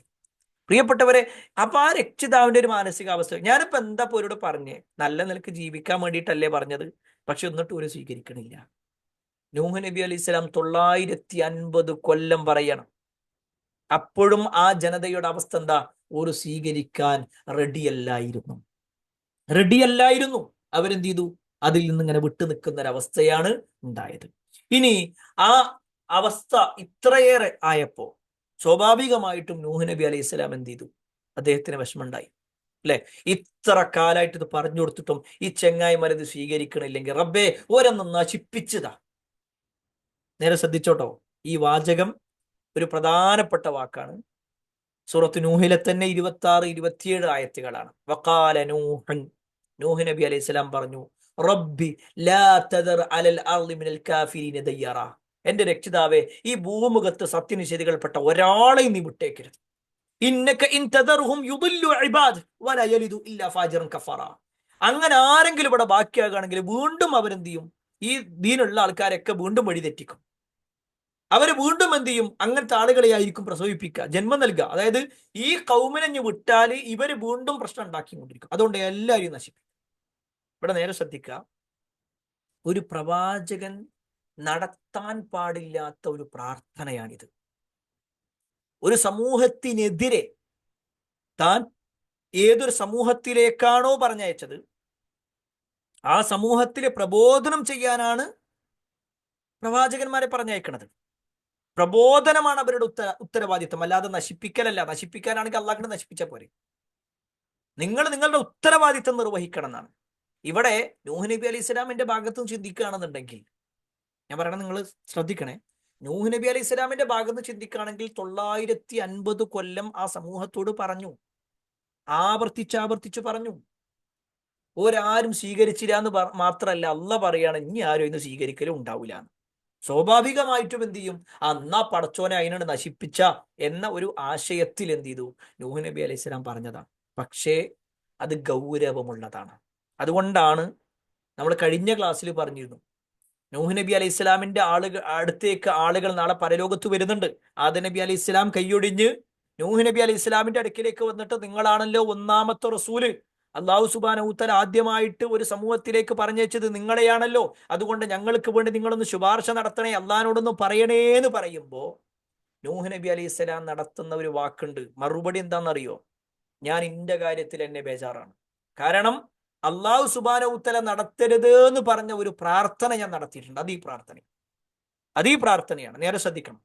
റബ്ബി ലാ തദർ അലൽ അർളി മിനൽ കാഫിരീന ദയ്യാറ എന്ന് തുടങ്ങുന്ന പ്രാർത്ഥന, ആ സമൂഹത്തിനെതിരെ നടത്തേണ്ട പ്രാർത്ഥന. അതില് അള്ളാഹു നടത്തരുത് എന്ന് പറഞ്ഞ ഒരു പ്രാർത്ഥന എൻ്റെ അടുക്കൽ നടന്നുപോയി, അല്ലെങ്കിൽ ഞാനത് പ്രാർത്ഥിച്ചു പോയി, അതിൽ എൻ്റെ കാര്യത്തിൽ തന്നെ ഞാൻ ബേജാറാണ് എന്ന് പറഞ്ഞുകൊണ്ട് നൂഹ് നബി അലൈഹി സ്വലാം അവിടുന്ന് എന്ത് ചെയ്യാണ്? ആളുകളെ അവിടുന്ന് പറഞ്ഞയക്കാണ്. അദ്ദേഹത്തിന് നടത്താൻ പറ്റൂല, ഞാൻ എൻ്റെ കാര്യത്തിൽ തന്നെ ബേജാറാണ്. ഇവിടെയാണ് നമ്മുടെ നേതാവായ മുഹമ്മദ് മുസ്തഫ സല്ലല്ലാഹു അലൈഹി വസല്ലമയുടെ ഒരു ഫളില് കൂടി നമ്മൾ മനസ്സിലാക്കേണ്ടത്.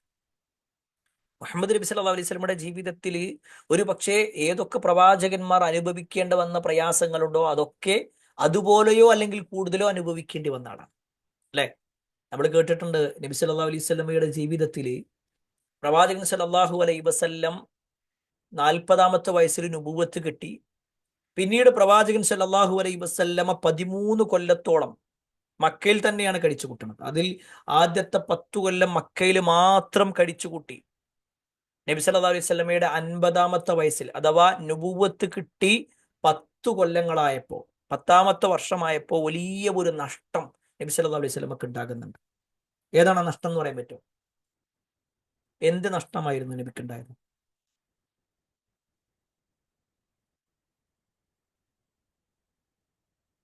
എന്ത് നഷ്ടമാണ് നബി സല്ലല്ലാഹു അലൈഹി വസല്ലമക്ക്?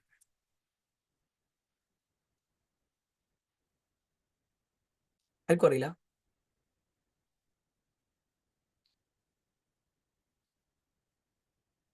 ഓക്കെ, അതിലൊന്നും എഴുതിയതായിട്ട് കാണില്ല ആരും. ഓക്കെ ഓക്കെ, ഇവിടെ പിന്നെ എഴുതിയിട്ടുണ്ട്. ഒന്ന്, നബി സല്ലല്ലാഹു അലൈഹി വസല്ലമക്ക് താങ്ങും തണലുമായി നിന്നിരുന്ന, സാമ്പത്തികമായും അല്ലാതെയും സപ്പോർട്ട് ചെയ്തിരുന്ന, കൂടെ നിന്നിരുന്ന നബി സല്ലല്ലാഹു അലൈഹി വസല്ലമയുടെ പ്രിയതമ ഖദീജ റളിയല്ലാഹു അൻഹ. ഖദീജ റളിയല്ലാഹു അൻഹയുടെ വഫാത്ത്. മറ്റൊന്ന്, പ്രവാചകൻ സല്ലല്ലാഹു അലൈഹി വസല്ലമക്ക് ഭൗതികമായ സഹായങ്ങൾ നൽകിയിട്ടുള്ള ആളാണ് പ്രവാചകന്റെ പിതൃവനായ അബൂ ത്വാലിബ്. ഈ ഖദീജ ബീവിയും അബൂ ത്വാലിബും മരണപ്പെട്ടു. സ്വാഭാവികമായിട്ടും ഒരു നാട്ടില് വേറെ പ്രത്യേകിച്ച് ആരും സഹായിക്കാനൊന്നുമില്ല, ഒപ്പം നിൽക്കേണ്ട ആളുകൾ രണ്ടാള് മരണപ്പെടുകയാണ്. നബി സല്ലല്ലാഹു അലൈഹി വസല്ലമക്ക് അതിനുശേഷം ഒരുപാട് അക്രമങ്ങളും പ്രയാസങ്ങളും ഉണ്ടാകേണ്ടി വന്നു, സഹിക്കേണ്ടി വന്നു. അവസാനം നബി സല്ലല്ലാഹു അലൈഹി വസല്ലം അവിടുന്ന് മക്കയിൽ നിന്ന് ഏകദേശം 100 കിലോമീറ്റർ അകലെയുള്ള ത്വായിഫിലേക്ക് പോവുകയാണ്. ത്വായിഫ് നബി സല്ലല്ലാഹു അലൈഹി വസല്ലമന്റെ ഉമ്മാന്റെ കുടുംബമാണ് ശരിക്കും ത്വായിഫ്. അപ്പൊ സ്വാഭാവികമായിട്ടും അങ്ങോട്ട് ചെന്ന് കഴിഞ്ഞാൽ കുടുംബക്കാര് എന്നുള്ള ഒരു പരിഗണനയിൽ ചില സഹായങ്ങളൊക്കെ കിട്ടുമെന്ന ഉദ്ദേശത്തിലാണ് നബി സല്ലല്ലാഹു അലൈഹി വസല്ലം ത്വായിഫിലേക്ക് ചെല്ലുന്നത്. ചരിത്രത്തിൽ കാണാൻ പറ്റും, ത്വായിഫുകാരായ 4 ഗോത്രങ്ങളുടെ നേതാക്കന്മാരെയാണ് നബി സല്ലല്ലാഹു അലൈഹി വസല്ലം ആദ്യം പോയി കാണുന്നത്. 4 പേരെയും ഇരുത്തി, ഒരു ഭാഗത്ത് ഇരുത്തി ഈ 4 പേരോടും ഒരു റൂമിൽ ഇരുന്ന് നബി സംസാരിക്കണം. 4 പേരോടും ഇസ്ലാമിനെ കുറിച്ച് പറഞ്ഞു കൊടുത്തു. ഉടൻ അവരിങ്ങനെ പരസ്പരം നോക്കി, എന്നിട്ട് പറഞ്ഞു, അല്ല മുഹമ്മദേ, ഇവിടെ പ്രവാചകനായിട്ട് നിന്നെ മാത്രമേ പടച്ചോന് കിട്ടിയുള്ളൂ, വേറെ ആരും കിട്ടിയില്ല. ഇവിടെ ഞങ്ങളെ പോലത്തെ ഒരുപാട് ആൾക്കാരില്ലേ, ഞങ്ങൾക്കൊന്നുമില്ലാത്ത എന്ത് പ്രത്യേകതയാണ് നിനക്കുള്ളത്? അതുകൊണ്ട് ഞങ്ങളിത് വിശ്വസിക്കുന്നില്ല. നബി സല്ലല്ലാഹു അലൈഹി വസല്ലമയുടെ ഹൃദയത്തിലേക്കറ്റ ഒരു അമ്പാണ് ശരിക്കത്. വല്ലാത്ത ഒരു മുറിവായിരുന്നു അത്. ഒന്നാമത്തെ ആള് പറഞ്ഞപ്പോൾ നബി വിചാരിച്ചു ബാക്കിയുള്ളവരെങ്കിലും സപ്പോർട്ട് ചെയ്യുന്നു. 4 പേരും എഴുന്നേറ്റു. എന്നിട്ട് 4 പേരും പറഞ്ഞു, ഞങ്ങൾ സ്വീകരിക്കണില്ല, ഞങ്ങൾ അംഗീകരിക്കണില്ല. അപ്പൊ റസൂലുള്ളാഹി സ്വല്ലല്ലാഹു അലൈഹി വസല്ലം പറഞ്ഞു, നിങ്ങൾ അംഗീകരിക്കുന്നില്ലെങ്കിൽ വേണ്ട, എന്നാൽ ഞാനിവിടെ മറ്റുള്ളവരോട് പറഞ്ഞു കൊടുക്കട്ടെ. നിങ്ങൾ തൽക്കാലം ഇത് വേറെ ആരോടും പറയല്ലേ, ഞാൻ മറ്റുള്ളവരെല്ലാവരും വിളിക്കട്ടെ. അവര് പുറത്തിറങ്ങിയിട്ട് എല്ലാവരും വിളിച്ചു കൂട്ടണം. എന്നിട്ട് പറയണത് എന്താ, മുഹമ്മദ് വന്നിട്ടുള്ളത്, മുഹമ്മദ് പ്രവാചകനാണെന്നാ പറയണത്, കള്ളത്തരം പറയാണ്, ആട്ടി ഓടിക്കണം എന്ന് പറഞ്ഞിട്ട് ഈ 4 ആളുകൾ അവിടുത്തെ നേതാക്കന്മാരായതുകൊണ്ട് തന്നെ അവിടുത്തെ ആളുകളെ കൂട്ടി, അവിടുത്തെ തെണ്ടി പിള്ളേരെ വിളിച്ചു കൂട്ടിയിട്ട് അവിടുന്ന് കല്ലെറിഞ്ഞോടിക്കണം.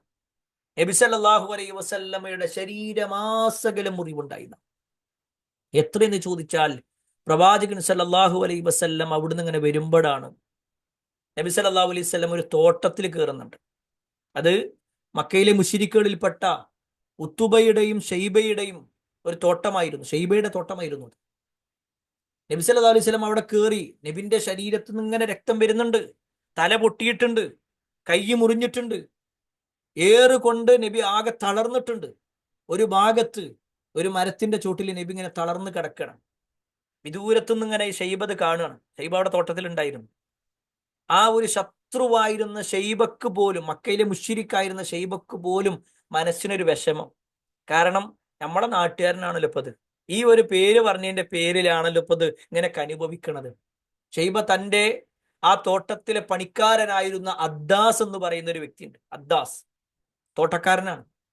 ഈ അദ്ദാസിന്റെ കയ്യിൽ കുറച്ച് മുന്തിരി എടുത്തിട്ട് അവ കൊണ്ടേ കൊടുക്കുക, കുറച്ച് ഭക്ഷണം കൊണ്ടേ കൊടുക്കുക, അതാ മുഹമ്മദ് ഇരിക്കുന്നുണ്ട്. നബി സല്ലല്ലാഹു അലൈഹി വസല്ലമയുടെ അടുത്തേക്ക് അദ്ദാസ് കൊടുന്നു കൊടുക്കുക. നബി സല്ലല്ലാഹു അലൈഹി വസല്ലമയുടെ കയ്യിൽ കൊടുത്തു. നബി സല്ലല്ലാഹു അലൈഹി വസല്ലം ബിസ്മി ചൊല്ലിക്കൊണ്ടത് കഴിക്കണം. ഇത് അദ്ദാസിന് അത്ഭുതം ഉണ്ടാക്കി. വലിയൊരു ചരിത്രമാണ്, ഇൻഷാ അല്ലാഹ് പിന്നീട് എപ്പോഴെങ്കിലും നമുക്ക് വിശദീകരിക്കാം. അവിടുന്ന് പിന്നീട് അദ്ദാസും നബി സല്ലല്ലാഹു അലൈഹി വസല്ലമയും തമ്മിൽ സംസാരിക്കുന്നുണ്ട്. യൂനുസ് നബി അലൈഹി ഇസ്ലാമിന്റെ കൂട്ടത്തിൽപ്പെട്ട, അല്ലെങ്കിൽ യൂനുസ് നബി അലൈഹി ഇസ്ലാമിനെ അറിയാമായിരുന്നു അദ്ദാസിന്. അവിടുന്ന് അദ്ദാസ് ഇസ്ലാം സ്വീകരിക്കുന്നൊക്കെ ഉണ്ട്. ഏതായിരുന്നാലും അവിടുന്ന് നബി സല്ലല്ലാഹു അലൈഹി വസല്ലമ വരുമ്പോ ഈ ത്വായിഫുകാർ ഉപദ്രവിച്ചിട്ട് ശരീരമാസകലം മുറിവുകളുമായിട്ട് വരുമ്പോഴാണ് നബി സല്ലല്ലാഹു അലൈഹി വസല്ലമയുടെ അടുക്കിലേക്ക് മലക്കുൽ ജിബാലി വരുന്നത്. മലയുടെ മലക്കുണ്ട്, ജിബ്രീലും ഉണ്ട് ഒപ്പം. എന്നിട്ട് ജിബ്രീൽ പറയണം, പ്രവാചകരേതാ, ഇത് മലയുടെ മലക്കാണ്, അള്ളാഹുവിന്റെ അനുവാദം കിട്ടിയിട്ടുണ്ട്. 2 പർവ്വതങ്ങൾ, അഹ്ഷബൈൻ പർവ്വതങ്ങൾ, ഇന്ന 2 പർവ്വതങ്ങൾ എടുത്തിട്ട് അവരുടെ തലയിൽ കൊണ്ടുപോയിടണം, ഈ ത്വായിഫുകാരെ നശിപ്പിക്കണം. ഇതാണ് അള്ളാഹുവിന്റെ തീരുമാനം. നിങ്ങളുടെ അഭിപ്രായം സ്വീകരിക്കാൻ വേണ്ടി നിൽക്കണം. അഥവാ എന്താണ് എന്നുള്ളത് അള്ളാഹ് പരിശോധിക്കണം. നബിക്ക് എന്താണ് പറയാനുള്ളത്? ഉടനെ നബി സല്ലല്ലാഹു അലൈഹി വസല്ലം അള്ളാഹിനോട് പ്രാർത്ഥിക്കണം, റബ്ബേ അവർക്ക് നീ പുറത്തു കൊടുക്ക്, അവർക്ക് നീ പുറത്തു കൊടുക്ക്. അവരിൽ നിന്നും അള്ളാഹിനെ മാത്രം ആരാധിക്കുന്ന ഒരു സമൂഹത്തെയാണ് ഞാൻ ആഗ്രഹിക്കുന്നത്. ചരിത്രത്തിൽ കാണാൻ പറ്റും അങ്ങനത്തെ ഒരുപാട് സമൂഹം നബി സല്ലല്ലാഹു അലൈഹി വസല്ലമയുടെ അടുക്കിലേക്ക് പിന്നെ വരുന്നുണ്ട്. ഇസ്ലാം സ്വീകരിക്കുന്നുണ്ട് പല ആളുകളും. ഇന്നും ത്വായിഫിലേക്ക് നമ്മൾ പോയി കഴിഞ്ഞാൽ അവിടെ ക്ലാസ് എടുത്തിരുന്നത് മഹാനായ നബി സല്ലല്ലാഹു അലൈഹി വസല്ലമയുടെ പ്രവാചകനായിട്ടുള്ള നബി സല്ലല്ലാഹു അലൈഹി വസല്ലമയുടെ കുടുംബത്തിൽപ്പെട്ട അബ്ബാസ് റളിയല്ലാഹു അൻഹുവിന്റെ മകൻ അബ്ദുല്ലാഹി ഇബ്നു അബ്ബാസ് റളിയല്ലാഹു അൻഹു. അദ്ദേഹത്തിന്റെ പേരിൽ അവിടെ ഒരു പള്ളി കൂടി നമുക്ക് കാണാൻ പറ്റും. അദ്ദേഹത്തിന്റെ പേരിലുള്ള പള്ളി ഉണ്ട്. ഏതായിരുന്നാലും ഈ ഒരു നാട്ടിൽ വെച്ചുകൊണ്ട് പ്രവാചകൻ സല്ലല്ലാഹു അലൈഹി വസല്ലമ അനുഭവിക്കേണ്ടി വന്ന പ്രയാസത്തിന് നബി സല്ലല്ലാഹു അലൈഹി വസല്ലമ നടത്തിയത് അവർക്കെതിരെയുള്ള പ്രാർത്ഥനയല്ല, അവരെ നശിപ്പിക്കണമെന്നല്ല, മറിച്ച് അവർക്ക് നീ പുറത്തു കൊടുക്കണേ എന്നുള്ളതാണ്. പക്ഷേ നൂഹ് നബി അലൈഹി സ്വലാം നിരാശയുടെ ഒരു വാക്ക് എന്ന നിലക്ക് ആ സമൂഹത്തിനെതിരെ പ്രാർത്ഥിച്ചു. ഏതായിരുന്നാലും അവിടുന്ന് അല്ലാഹു സുബ്ഹാനഹു വ തആല പിന്നീട് നൂഹ് നബി അലൈഹി സ്വലാമിനോട് കപ്പൽ ഉണ്ടാക്കാൻ വേണ്ടി പറയണം. ഇതൊക്കെ ഖുർആനിലുണ്ട് കേട്ടോ. ഓരോന്നും നമ്മൾ ആയത്ത് വെച്ച് പറയാത്തത് സമയത്തിന്റെ പരിമിതി ഉള്ളത് കൊണ്ടാണ്. കപ്പൽ ഉണ്ടാക്കാൻ വേണ്ടി പറയുമ്പോൾ ആദ്യം പറഞ്ഞെന്താന്ന് വെച്ചാൽ കുറച്ച് മരങ്ങൾ നട്ടുപിടിപ്പിക്കാനാണ്. കാരണം ഈ കപ്പൽ ഉണ്ടാക്കണമെങ്കിൽ അവിടുന്ന് എന്ത് വേണം? തടി വേണം, പലകകൾ വേണം. പലക ഉണ്ടാവണമെങ്കിൽ മരം വേണം. അപ്പൊ ആദ്യം മരം നട്ടുപിടിപ്പിക്കാൻ, അതായത് അദ്ദേഹം നട്ടുപിടിപ്പിച്ച മരം കൊണ്ട് തന്നെയാണ് എന്ത് ചെയ്യണത്, അത് പിന്നെ വളർന്ന് വലുതായിട്ട് പിന്നെയാണ്, അഥവാ കാലങ്ങളോളം എടുത്തിട്ടാണ് ഈ ഒരു കപ്പൽ ഉണ്ടാക്കുന്നത്. ചരിത്രത്തിൽ കാണുവാൻ സാധിക്കും ഏകദേശം 100 വർഷം കൊണ്ടാണ് ആ കപ്പലിന്റെ നിർമ്മാണം ഉണ്ടായതാണ്. 100 വർഷം കൊണ്ടാണ് ഉണ്ടാകുന്നത്. അവിടെ ആ കപ്പലിന്റെ നീളവും വീതിയും ഒക്കെ ചില ചരിത്രകാരന്മാർ രേഖപ്പെടുത്തിയിട്ടുണ്ട്. ഈ കപ്പൽ ഉണ്ടാക്കുന്നത് എവിടെയെന്നറിയോ? ഒരു മലയുടെ മുകളിലാണ്. അതിന്റെ വലിപ്പം ഏകദേശം നീളം എന്ന് പറഞ്ഞാൽ 300 മുഴം ഉണ്ടായിരുന്നു എന്നും അത് 50 മുഴം വീതി ഉണ്ടായിരുന്നു എന്നും അതിന് 30 മുഴം ഉയരമുണ്ടായിരുന്നു എന്നും 3 തട്ടുകളായിരുന്നു എന്നൊക്കെ നമുക്ക് ചരിത്രങ്ങളിൽ വായിക്കാൻ പറ്റും. ഇത് നടക്കുന്നത്, നേരെ ശ്രദ്ധിക്കണം കേട്ടോ. ഇനി നമ്മളൊരു വീഡിയോ കാണിച്ചു തരാം. നമ്മൾ പറഞ്ഞിട്ടുണ്ടായിരുന്നല്ലോ ചില വീഡിയോസ്. ഈ വീഡിയോസ് എന്ന് പറയുമ്പോൾ നമ്മൾ നേർക്ക് നേരെ പോയിട്ട് എടുക്കണത് ചിലപ്പോൾ കഴിയൂല. നമ്മൾ യൂട്യൂബിലും മറ്റൊക്കെ സെർച്ച് ചെയ്ത് ചില ആളുകൾ പോയതായിരിക്കും. അപ്പൊ നമുക്കിവിടെ വിഷയം പഠിക്കുക എന്നുള്ളതാണ്. ആ വീഡിയോയിൽ ചിലതൊക്കെ ശരിയാണ്, ചിലതൊന്നും ശരിയാവണമെന്നുമില്ല. അവിടെ നമ്മൾ മനസ്സിലാക്കുക, ആ ഒരു തരത്തിൽ മാത്രം നിങ്ങൾ എന്ത് ചെയ്യണം, ആ വീഡിയോ കാണണം എന്ന് പ്രത്യേകം ഓർമ്മപ്പെടുത്തുകയാണ്. ഓക്കെ, എന്നിട്ട് ഞാൻ ഇൻഷാ അല്ലാഹ് അതിനെ വിശദീകരിക്കാം. സ്ക്രീന് കാണുന്നുണ്ടല്ലോ അല്ലേ? നമസ്കാരം. ബൈബിളിലും സൗണ്ട് കേൾക്കുന്നുണ്ടോ? സ്ക്രീന് കാണുന്നുണ്ടോ? സൗണ്ട് കേൾക്കുന്നുണ്ടോ? ഒന്ന് പ്രതികരിക്കണേ. ഓക്കെ, സൗണ്ട് കേൾക്കുന്നുണ്ടല്ലോ അല്ലേ? ഓക്കെ, എന്നാ കേട്ടോളി. ഇത് നമ്മൾ ഈ വ്യക്തിയെ പരിചയപ്പെടുത്താനൊന്നുമല്ല, മറിച്ച് ഈ പറഞ്ഞ ഇന്നും അതിന്റെ ആ ഒരു കപ്പലിന്റെ രൂപത്തിൽ ഉണ്ടാക്കപ്പെട്ട ഒരു സൗകര്യമുണ്ട്. അപ്പൊ അത് ഉപയോഗപ്പെടുത്തണം. അത് ശരിക്കുള്ള കപ്പൽ എങ്ങനെയെന്നല്ല, ആ കപ്പലിന്റെ അവസ്ഥ എന്തായിരുന്നു എന്നുള്ളത് നമുക്ക് കാണാൻ വേണ്ടി. ഖുർആനിലും യഹൂദന്മാരുടെ ഗ്രന്ഥത്തിലും ഒരുപോലെ പറഞ്ഞിരിക്കുന്ന ഒരു സംഭവമുണ്ട്. 5000 BC ഈ ലോകത്ത് നടന്നു എന്ന് കരുതപ്പെടുന്ന ഒരു സംഭവം. മനുഷ്യൻ പാപം ചെയ്യുന്നത് കൊണ്ട് ദൈവത്തിന് മനുഷ്യരോട് കോപം തോന്നുകയും ഒരു വെള്ളപ്പൊക്കത്തിലൂടെ ലോകത്തിലെ ആ പെട്ടകത്തിൽ ലോകത്തിലെ എല്ലാ ആണും പെണ്ണും മഴ പെയ്തു, വെള്ളം പൊങ്ങി. നോഹ ദൈവം, ഞാനിപ്പോൾ നിൽക്കുന്നത് അമേരിക്കയിലെ കെൻഡക്കി എന്ന് പറയുന്ന സ്ഥലത്താണ്. ദാ എൻ്റെ പുറകിൽ ഒരു വലിയ 6 നില കെട്ടിടം പോലെ കാണുന്നത് നോഹയുടെ പെട്ടകമാണ്. നോഹയുടെ അന്നത്തെ പെട്ടകത്തിൻ്റെ അതേ മോഡലിൽ ഇവിടെ ഒരു പെട്ടകം പണിഞ്ഞു വെച്ചിരിക്കുകയാണ്. അതേ മെഷർമെൻറ്റും അതേ അന്ന് ഉപയോഗിച്ച തടികളും ഒക്കെ ഉപയോഗിച്ച് പണിഞ്ഞിരിക്കുന്ന ലോകത്തിലെ ഒരു അത്ഭുതമായിട്ടുള്ള പെട്ടകമാണ്. നമ്മളിന്ന് ഈ പെട്ടകത്തിനകത്ത് കയറി ഇതിൻ്റെ മുക്കും മൂലയും പരിശോധിക്കുകയാണ്. എല്ലാവർക്കും പുതിയൊരു വീഡിയോയിലേക്ക് സ്വാഗതം.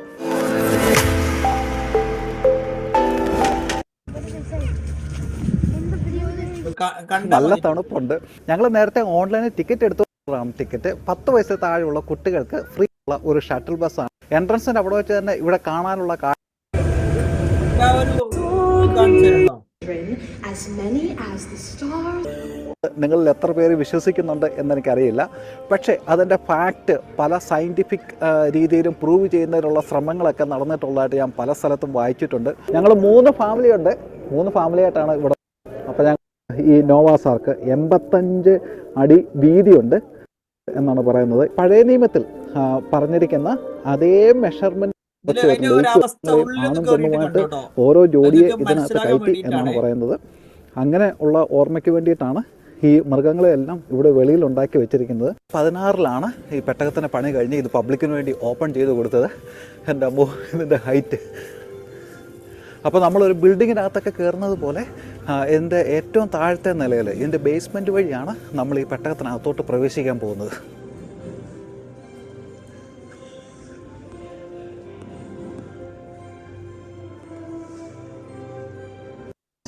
നമ്മൾ ചരിത്ര സിനിമകളിലൊക്കെ കാണുമ്പോൾ സ്ക്രീനിൽ നിന്ന് അങ്ങനോടെ പൊക്കി എടുത്തുകൊണ്ട് വന്ന് നമ്മുടെ മുമ്പിൽ വെച്ചേക്കുന്ന പോലുള്ള ഒരു ഫീലിങ്സ് ആണ് തോന്നുന്നത്. പഴമയും ഒറിജിനാലിറ്റിയും ഒക്കെ നിലനിർത്തുന്നതിൻ്റെ മാപ്പാണ് ഇവിടെ കൊടുത്തിരിക്കുന്നത്.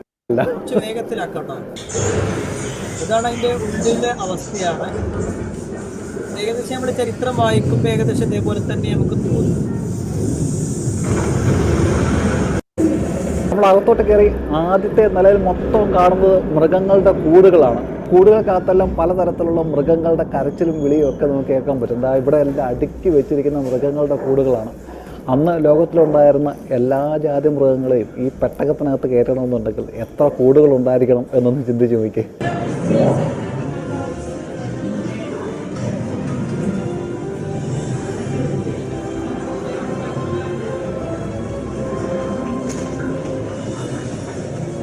ഇതായിരുന്നു നോഹയുടെ പേടകത്തിൻ്റെ മെയിൻ എൻട്രൻസ്, പ്രധാനപ്പെട്ട ഡോറ്. അന്ന് മൃഗങ്ങൾ മൊത്തം കയറിയിരുന്നത് ഈ ഡോറിൽ കൂടെയായിരുന്നു. അന്നത്തെ കാലത്ത് ഉപയോഗിച്ചിരുന്ന വലിയ ഭരണികൾ ഇവിടെ അടുക്കി വെച്ചിട്ടുണ്ട്. ഒരുപക്ഷെ അത്രയും നാളത്തേക്ക് ഇവർക്ക് ജീവിക്കുന്നതിനുള്ള ഫുഡും വെള്ളവും ഒക്കെ കരുതി വെച്ചിരുന്ന വലിയ ഭരണികളായിരിക്കും. ഇവിടെ എല്ലാം മൃഗങ്ങളുടെ കൂടുകളാണ്. ലൈറ്റുകളൊക്കെ ഉപയോഗിച്ചിരിക്കുന്നത് പഴയ കാലത്തിൻ്റെ ഒരു ആംബിയൻസ് ഉണ്ടാക്കത്തക്ക രീതിയിലുള്ള അരണ്ട വെളിച്ചമാണ്. എന്നാൽ എന്തുമാത്രം തടി ഇവിടെ ഉപയോഗിച്ചിട്ടുണ്ട് എന്നുള്ളതാണ് ഏറ്റവും രസകരമായിട്ടുള്ള കാര്യം. കൂടുതലും അന്നത്തെ മുളകളൊക്കെയാണ്, ബാമ്പു ഒക്കെയാണ് കൂടുകൾ ഉണ്ടാക്കുന്നതിന് വേണ്ടി ഉപയോഗിച്ചിരിക്കുന്നത്. ഇവിടെ നോഹയും ഫാമിലിയും ദൈവത്തോട് പ്രാർത്ഥിക്കുന്നതിൻ്റെ ഒരു രൂപം ഉണ്ടാക്കി വെച്ചിരിക്കുകയാണ്. അന്ന് വെള്ളപ്പൊക്കം വരുമ്പോൾ ഞാൻ പേടകം ഉണ്ടാക്കിയിട്ടുണ്ട്, അതിനകത്ത് ആവശ്യമുള്ളവർ വന്ന് കയറണം എന്നൊക്കെ നോഹ പറഞ്ഞപ്പോൾ ഗ്രന്ഥങ്ങളിലൊക്കെ പറഞ്ഞിരിക്കുന്നത്. ഇതിൻ്റെ സെൻട്രൽ പില്ലറായിട്ടുള്ള ഈ തടി ഒരു മരം അങ്ങനോട് മുറിച്ചു കൊണ്ടുവന്ന് ഇതിനകത്ത് വെച്ചേക്കുന്ന പോലെ അത്രയും വലുപ്പത്തിലുള്ള ഒരു തടിയാണ്. ഈ കൂടിനകത്ത് കരടികളാണ്. എന്താണ്, കരടികളുണ്ട്. ഇവിടെയുള്ളത് മാനാണ്. അതാണ്ട് അപ്പുറത്ത് പന്നികളെ കൂട്ടിനകത്ത് ഇട്ടിട്ടുണ്ട്. എല്ലാ തരത്തിലുള്ള ധാന്യങ്ങൾ അടുക്കി വെച്ചിരിക്കുന്ന ചാക്കുകളാണ്. നല്ല രസമാണ് കാണുന്നത്. ഒന്നാമത്തെ നില കഴിഞ്ഞിട്ട് നമ്മളിനി രണ്ടാമത്തെ നിലയിലോട്ട് കയറാൻ പോവുകയാണ്.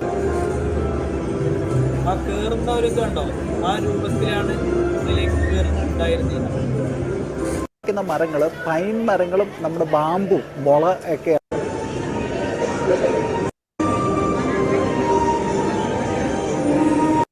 ഉണ്ടാക്കിയിട്ടുണ്ട്. പൂജകളും ചാക്കുകൾക്ക് കൊണ്ടിരിക്കുന്നത് മാത്രമാണ്.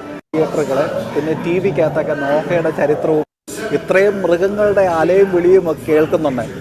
ആ സംഭവം സത്യമാണെങ്കിൽ അന്ന് ഈ പെട്ടകത്തിനുള്ളിലുള്ള അവസ്ഥ എന്തായാലും 17 ദിവസം ഈ പെട്ടകം നോക്കിയിട്ടാണ് ഇവർ ഇറങ്ങിയത് എന്നാണ് ബൈബിളിനകത്ത് ഇതിനെ നമുക്ക് തുറന്നു എന്നാണ് ഇതനുസരിച്ച് നമുക്ക് മനസ്സിലാക്കേണ്ടത്. നിന്ന് പെട്ടകത്തിനെ പണി ചെയ്യുന്നതായിട്ടുള്ള രൂപങ്ങളൊക്കെയാണ് ഇവിടെ ഉണ്ടാക്കി വെച്ചിരിക്കുന്നത്. അങ്ങനെയാണ് എന്ന് പറയാതിരിക്കാൻ പറ്റില്ല. കാരണം എത്രമാത്രം തടികളാണ് ഉപയോഗിച്ചിരിക്കുന്നത്, എത്രമാത്രം റിസർച്ചാണ് ഇതിന് പുറകിൽ നടത്തിയിരിക്കുന്നത്. പല ഗ്രന്ഥങ്ങളൊക്കെ നോക്കി അന്നത്തെ സമയത്തുണ്ടായിരുന്ന രീതിയിലുള്ള നിർമ്മിതിയും അന്ന് ആളുകൾ ഉപയോഗിച്ചിരുന്ന ഉപകരണങ്ങളും ഒക്കെ ഇതിനകത്ത് അതേപോലെ പുനഃസൃഷ്ടിച്ചെടുക്കുന്നതിനുള്ള ഒരു ഒരു 3-4 മണിക്കൂറെങ്കിലും ഓരോ ഫ്ലോറിലും നമുക്ക് കാണത്തക്ക രീതിയിലുള്ള സംഭവങ്ങൾ ഉണ്ടാക്കി വെച്ചിട്ടുണ്ട്. പല ഷോകളും ഒക്കെ ആയിട്ട്. ഒരു വർഷം 17 ദിവസത്തോളം ഇതിനകത്ത് ഇത്രയും മൃഗങ്ങളും ആൾക്കാരും എല്ലാം കൂടെ എങ്ങനെയാണ് താമസിച്ചത് കണ്ടു കഴിയുമ്പോൾ നമ്മുടെ മനസ്സിലുണ്ടാകുന്ന ഒരു ചോദ്യം, അന്ന് ആ പ്രളയത്തിന് ശേഷം മനുഷ്യവംശം നിലനിന്നത് നോഹയുടെ 3 പുത്രന്മാർ വഴിയാണ് എന്നൊക്കെയാണ് പറയുന്നത്. ഷേമും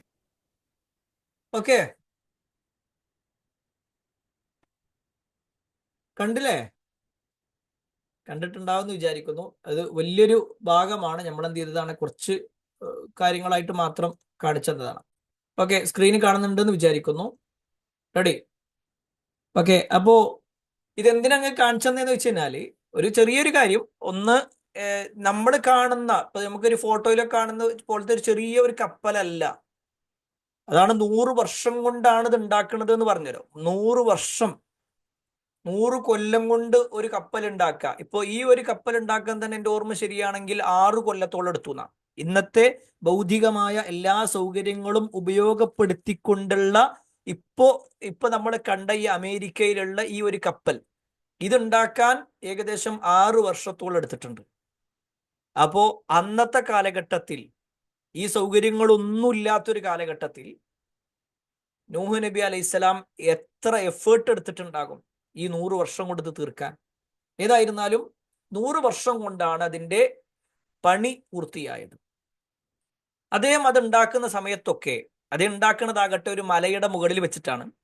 ശത്രുക്കൾ വന്നിട്ട് ഇങ്ങനെ പറഞ്ഞു, പണ്ടേ ഞങ്ങൾ എന്നോട് പറഞ്ഞതല്ലേ, നിനക്ക് ചെറുതായിട്ട് പ്രശ്നമുണ്ട്, നിനക്കെന്തോ കാര്യമായ പ്രശ്നമുണ്ട്, അതുകൊണ്ടാണല്ലോ ഈ മലയുടെ മുകളിൽ, ഇവിടെ അടുത്ത് എവിടെയും ഒരു വെള്ളമോ അല്ലെങ്കിൽ പിന്നെ സൗകര്യങ്ങളോ ഒന്നുമില്ല, ഇതൊന്നുമില്ലാത്ത ഈ നാട്ടിൽ വെച്ചിട്ട് അല്ലെങ്കിൽ ഈ ഒരു ഭാഗത്ത് വെച്ചിട്ട് കപ്പലുണ്ടാക്കാൻ, ഇതെന്താ ആകാശത്തു കൂടി പോണ കപ്പല? ഇങ്ങനെയൊക്കെ എന്ത് ചെയ്തു, പല ആക്ഷേപങ്ങളും പറഞ്ഞു. ആ സമയത്തൊക്കെ നൂഹ് നബി അലൈഹി സ്വലാം കൊടുക്കുന്ന മറുപടി നമുക്ക് ഖുറാനിൽ കാണാൻ പറ്റും. നിങ്ങൾ എന്നെ കളിയാക്കിക്കോ, തീർച്ചയായും ഒരു ദിവസം വരും, അന്ന് ഇതിനുള്ള പരിഹാസങ്ങൾ, നിങ്ങളിപ്പോ ഈ പറഞ്ഞതിനുള്ള മറുപടിയൊക്കെ ഞാൻ അപ്പൊ നിങ്ങൾക്ക് നൽകുന്നതായിരിക്കും എന്ന് പറഞ്ഞുകൊണ്ട് അദ്ദേഹം സമാധാനിക്കുകയും അതോടൊപ്പം തന്നെ ആളുകൾ അവരുടെ പരിഹാസങ്ങൾ വർദ്ധിപ്പിച്ചു കൊണ്ടിരിക്കുകയും ചെയ്തു. എന്നിട്ട് നമ്മളിവിടെ പറയുകയാണെന്നുണ്ടെങ്കിൽ, ഇപ്പോൾ നൂഹ് നബി അലൈഹി ഇസ്ലാമിനെ അപ്പോ ആളുകളിൽ എത്ര ആൾക്കാർ വിശ്വസിച്ചിരുന്നു എന്ന് വെച്ച് കഴിഞ്ഞാൽ, സ്ക്രീന് കാണുന്നുണ്ടല്ലോ അല്ലെ? നിങ്ങൾക്ക് സ്ക്രീന് കാണുന്നില്ലേ? നൂഹ് നബിയിൽ വിശ്വസിച്ചവർ എന്നൊക്കെ പറഞ്ഞിട്ട്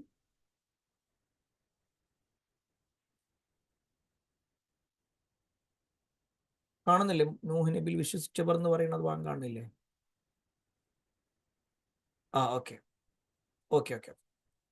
അപ്പോ അദ്ദേഹത്തിന്റെ കൂടെ എത്ര ആളുകൾ വിശ്വസിച്ചിരുന്നു എന്നുള്ളതിൽ 2-3 അഭിപ്രായങ്ങളുണ്ട്.